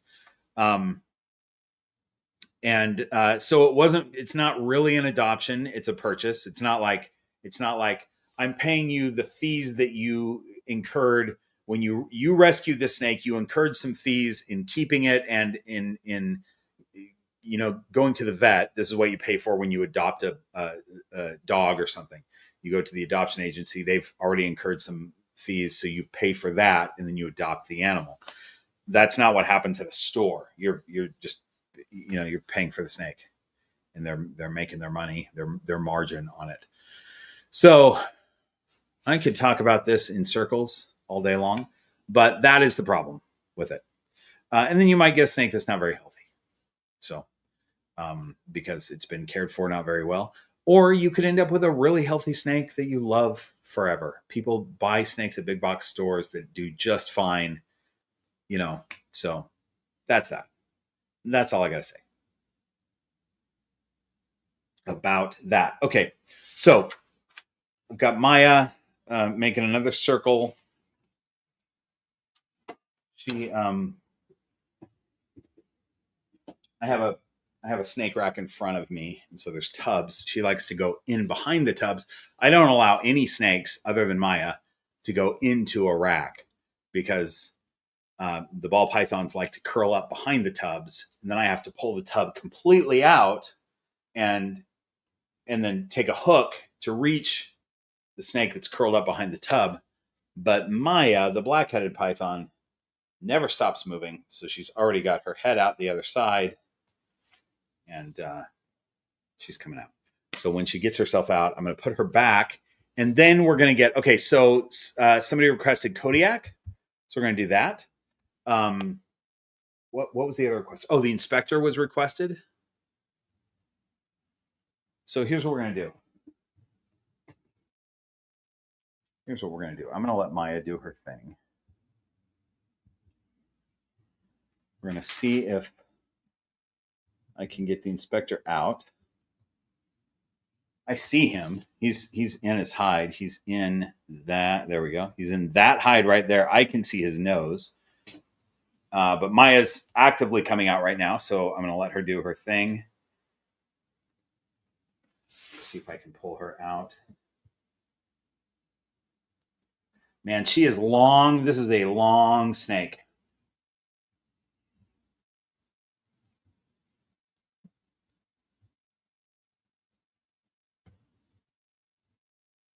You know what, you guys? I was so sure she was going to poop while she was out. I don't think she did, which is crazy, because it usually seems like all she's looking to do when she comes out here. And maybe I'll find one later, but I don't think she did, because I've looked around. Okay, let's get her back into her completely barren wasteland.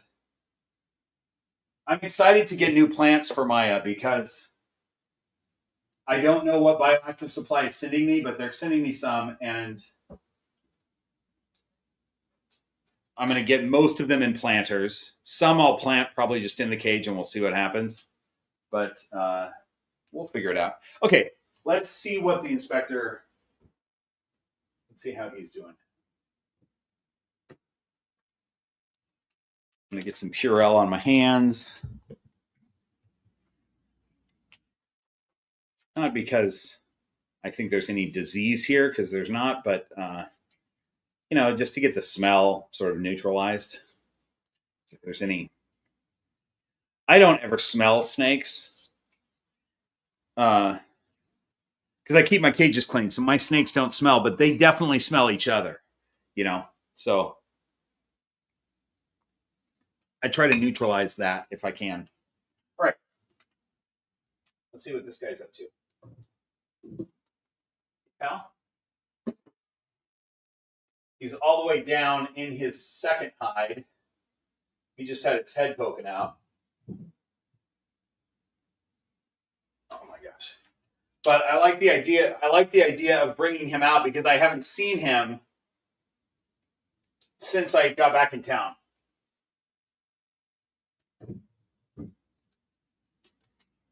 And also, he's got a urate in that hide that I want to get out. So that's good. We've got that out. So here's the inspector. Here's the guy. Here's the original OG snake. For the two of you who are asking about that. Look at his head stamp. He's got such a cool head stamp. He is, look at this. Look at this, you guys. Detective Inspector Rorschach here is now a grandfather. He is the grandfather to this snake. That's his grandson right there. I wish my camera would just focus, but it won't. Anyway, grandfather, grandson. There we go. There's kind of a focus. All right. Pretty cool, right? Okay. Let me move my camera back to where it was at.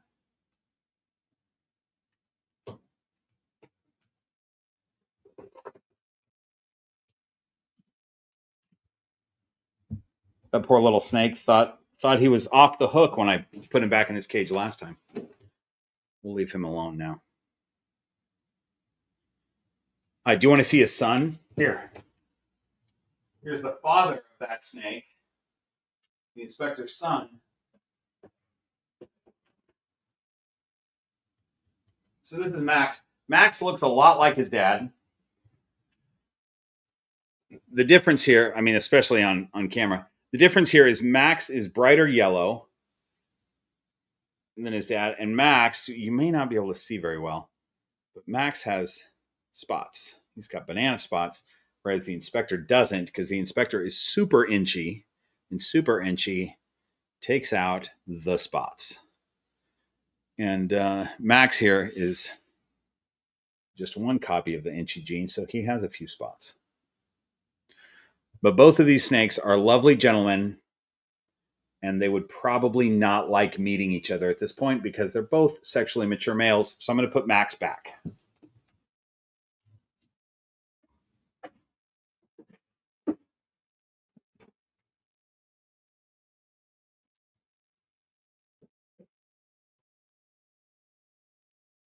But the breeding situation there is that I bred the inspector to a pied so that all of his babies, so that we could have babies that had his genetics, but also were het for pied. And that's what we got with Max.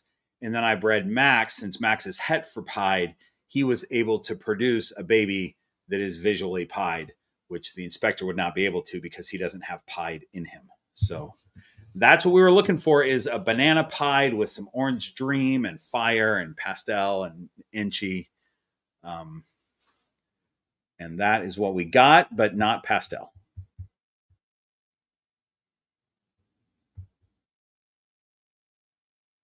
And then let's, somebody else asked for Kodiak.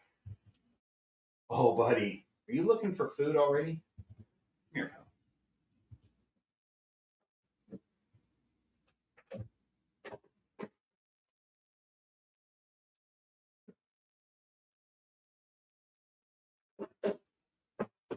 Kodiak is a little bit keyed up tonight,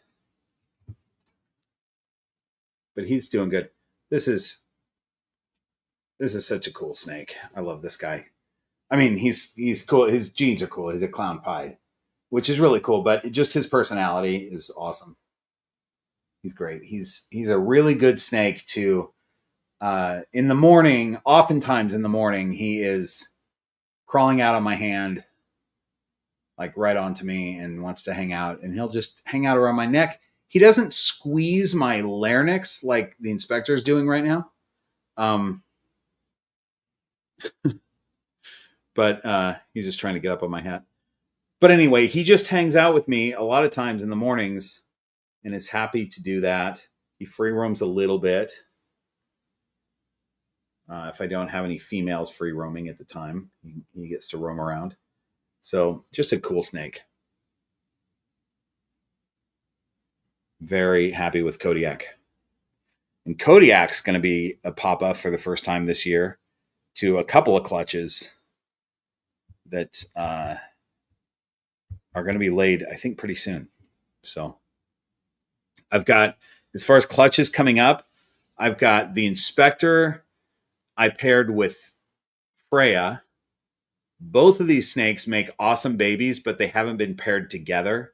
So I'm really excited about that. We're going to have some super orange dreams in that clutch. We're going to have calico babies. We're going to have banana in there. So some genes that are really cool, not really expensive recessive genes, but some of the coolest incomplete dominant genes that you can have. So we're going to have some awesome looking snakes that are not going to be very expensive for the lovely Green Room Pythons Patreon supporters to potentially get.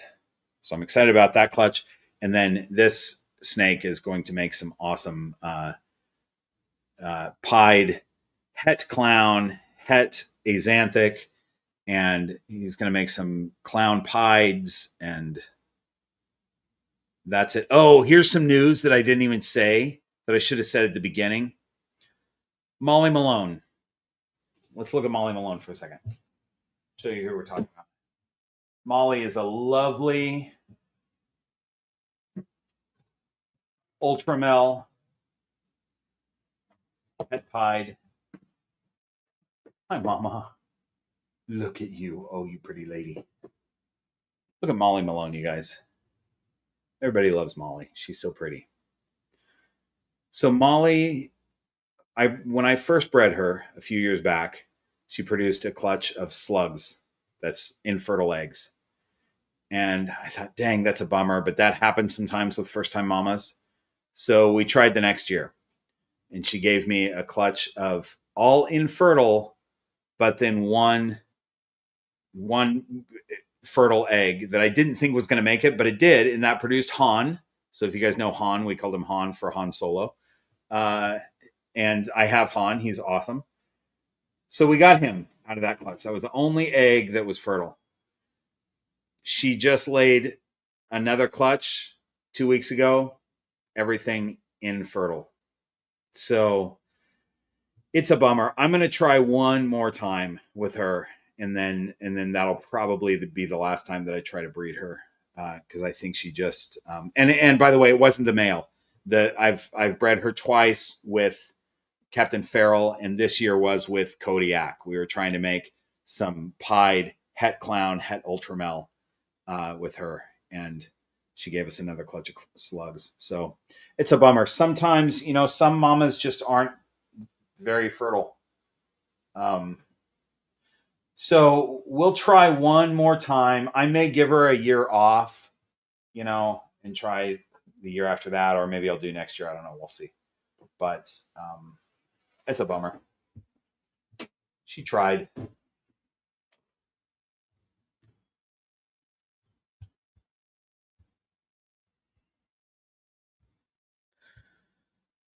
Okay. David, see you later, man. We're getting late into the evening. We're probably going to end this soon. I just wanted to show some of the snakes. Is there any other snake that you guys wanted to see that I haven't shown? I know some of you said Handsome Dan. Let me see where he's at. Let me see if Handsome Dan is a possibility here. Hang on, I'm going to get the urate out of the inspector's cage.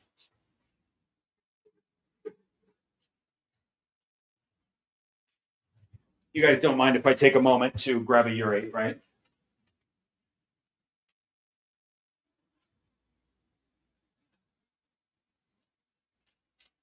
Got it.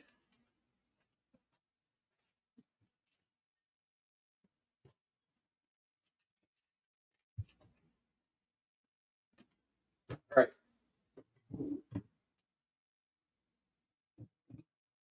Putting his double-decker hide back. Oh, I didn't turn the camera so you could see, but it doesn't matter. Okay. So say goodbye to the inspector. There he is. He did very well. For being a guy who doesn't like to hang out with me very much, he did pretty well.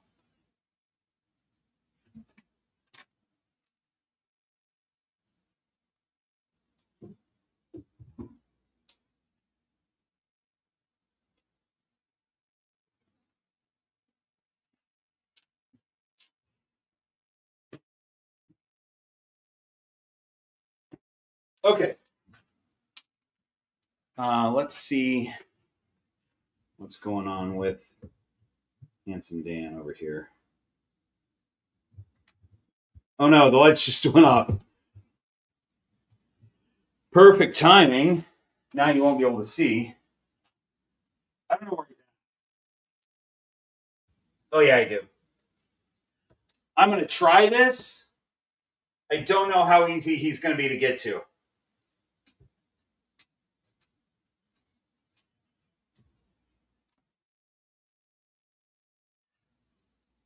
I'm going to just say no at this point. He is under the substrate. Like his head is out.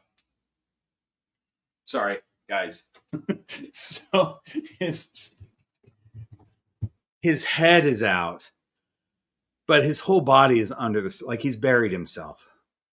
So I feel like, I mean, obviously I could pull him out of the soil, but I feel like he's happy there. So we're going to leave. We're going to leave the inspector. Amy, Captain Farrell, your forehead. Captain Farrell was already out. Were you not here yet when I had Captain Farrell out? You were all paused for most of this live stream for me. Oh, that's such a bummer. Sorry about that. Yeah, Cap can come say hi. Hang on, let me see if anybody else has requested some. If he's already been out, it's okay. I can Let's just see where- rewatch the live stream later. Let me just see where he is. Yeah, he's always okay to come out. He's just such a good guy. He's such a good boy. I was showing his green eyes. Here, I'm gonna pull you off so we can see him. This is another one that is always happy to come out in the morning and just hang out. He's a good guy. Northern Serpents, you didn't miss Dan. He didn't come out. He is buried himself, and I decided not to take him out. Let me see if anybody else said anything.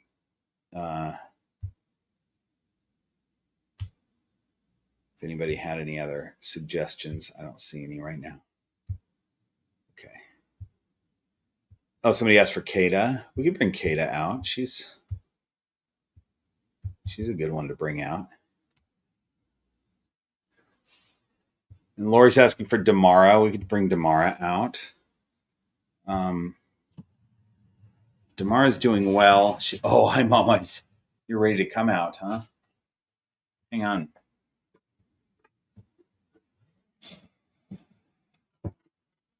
Damara usually, I'm used to just letting her out in the morning, every morning, but this last week she's been a little bit more reclusive than normal. So I'm happy to bring her out because I love this snake, and I'm gonna put the captain back. You guys can get a good look at Damara while I put him back. But so I really love Damara. Like, just her personality. She's just, I consider her the matriarch of the green room. And I like hanging out with her in the morning. She, just curls up in my lap, or she'll go under the couch and just hang out. I just like knowing that she's right there. I can pick her up at any time, and she's happy to just hang out, She's such a nice lady. So we can get my two biggest snakes.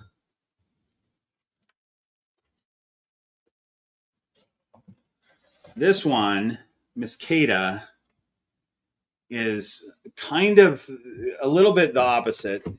She's okay with coming out. She tolerates it, but she would much rather be hidden away. When she free roams, she'll roam for a little bit, but then she wants to find the tightest, smallest, darkest spot. And she does not want much interaction beyond that. But I like her to free roam because I want her to have some exercise. I want her to move around a little bit, even though she would prefer to just be in a hide all the time. So different personalities. Kata, I got both of these snakes as adults, and I've had them for a while, but they were raised the first several years of their lives very differently. So Damara was raised with a family who I think was becoming a small breeder, and Damara might have been the first snake that they got, because I think Damara came from a Petco or something. And they raised her up as an adult with a toddler. And so she was around kids. She got to be handled all the time. She got to come out all the time. And in contrast, Kata was raised with a big breeder in a rack that wasn't enriched at all, and she didn't get to come out very much. So when she got to me, she was very nervous of any new experiences, and she's going back in her tub right now. So I'm going to let her if that's what she wants to do. So real nervous, and she's still, I try not to stress her out too much. I want her to come out and interact a little bit, but she still would prefer to just be in her hide. So that's where she's going right now. But big difference. Oh, she's coming back. Now we'll see. We'll see what she does. Big difference in how these two snakes were raised. Kata has learned to trust me, even though she's not super comfortable hanging out. She'll do it, but she still prefers the darkest, tightest, smallest spot possible. And Damara is much happier coming out. I mean, Damara spends a lot of time in her hide too, because she's a ball python, but she also is happy to come out, cruise around, go where she wants. And I think it just has to do with how they're raised, All right. But they both just went back in their tubs. So there we go. Kata definitely won't come back out. Damara might. So we'll see what happens.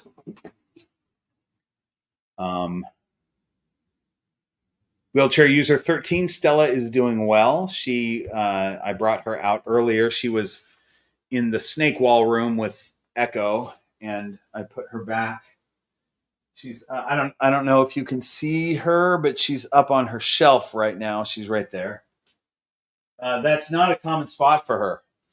She likes to be in that new Bioactive for her. Stella has decided that she likes to not bury herself in the substrate, but she likes to kind of shimmy down in it. So she kind of moves it around, so she's down in the substrate.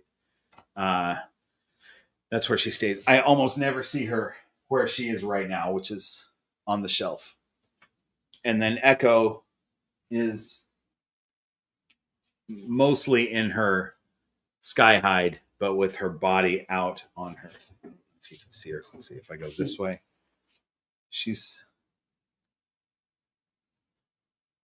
You can't see her, but her body is stretched out along that log right there. So that's their situation. You guys, I think we did it tonight. Was there anything? Yeah, I think we did it. So again, put the August 7th live stream in your calendar. There's going to be shenanigans. It's going to be my birthday. It might go super long. I don't know, but there will definitely be shenanigans. It'll be fun. Ooh, here's a super chat. Snaker Boy 360. Thanks for the super chat. Hey, Bob, I got my first snake. Thanks for teaching. Oh, that's great. Congratulations. That's awesome. I love when people have done a bunch of research and watched some videos, whether it's mine or other people's videos. There's lots of them that are really good out there. And it's cool to get your snake once you've done research. So glad that you enjoyed those videos, Snaker Boy 360. Amy, how you feeling?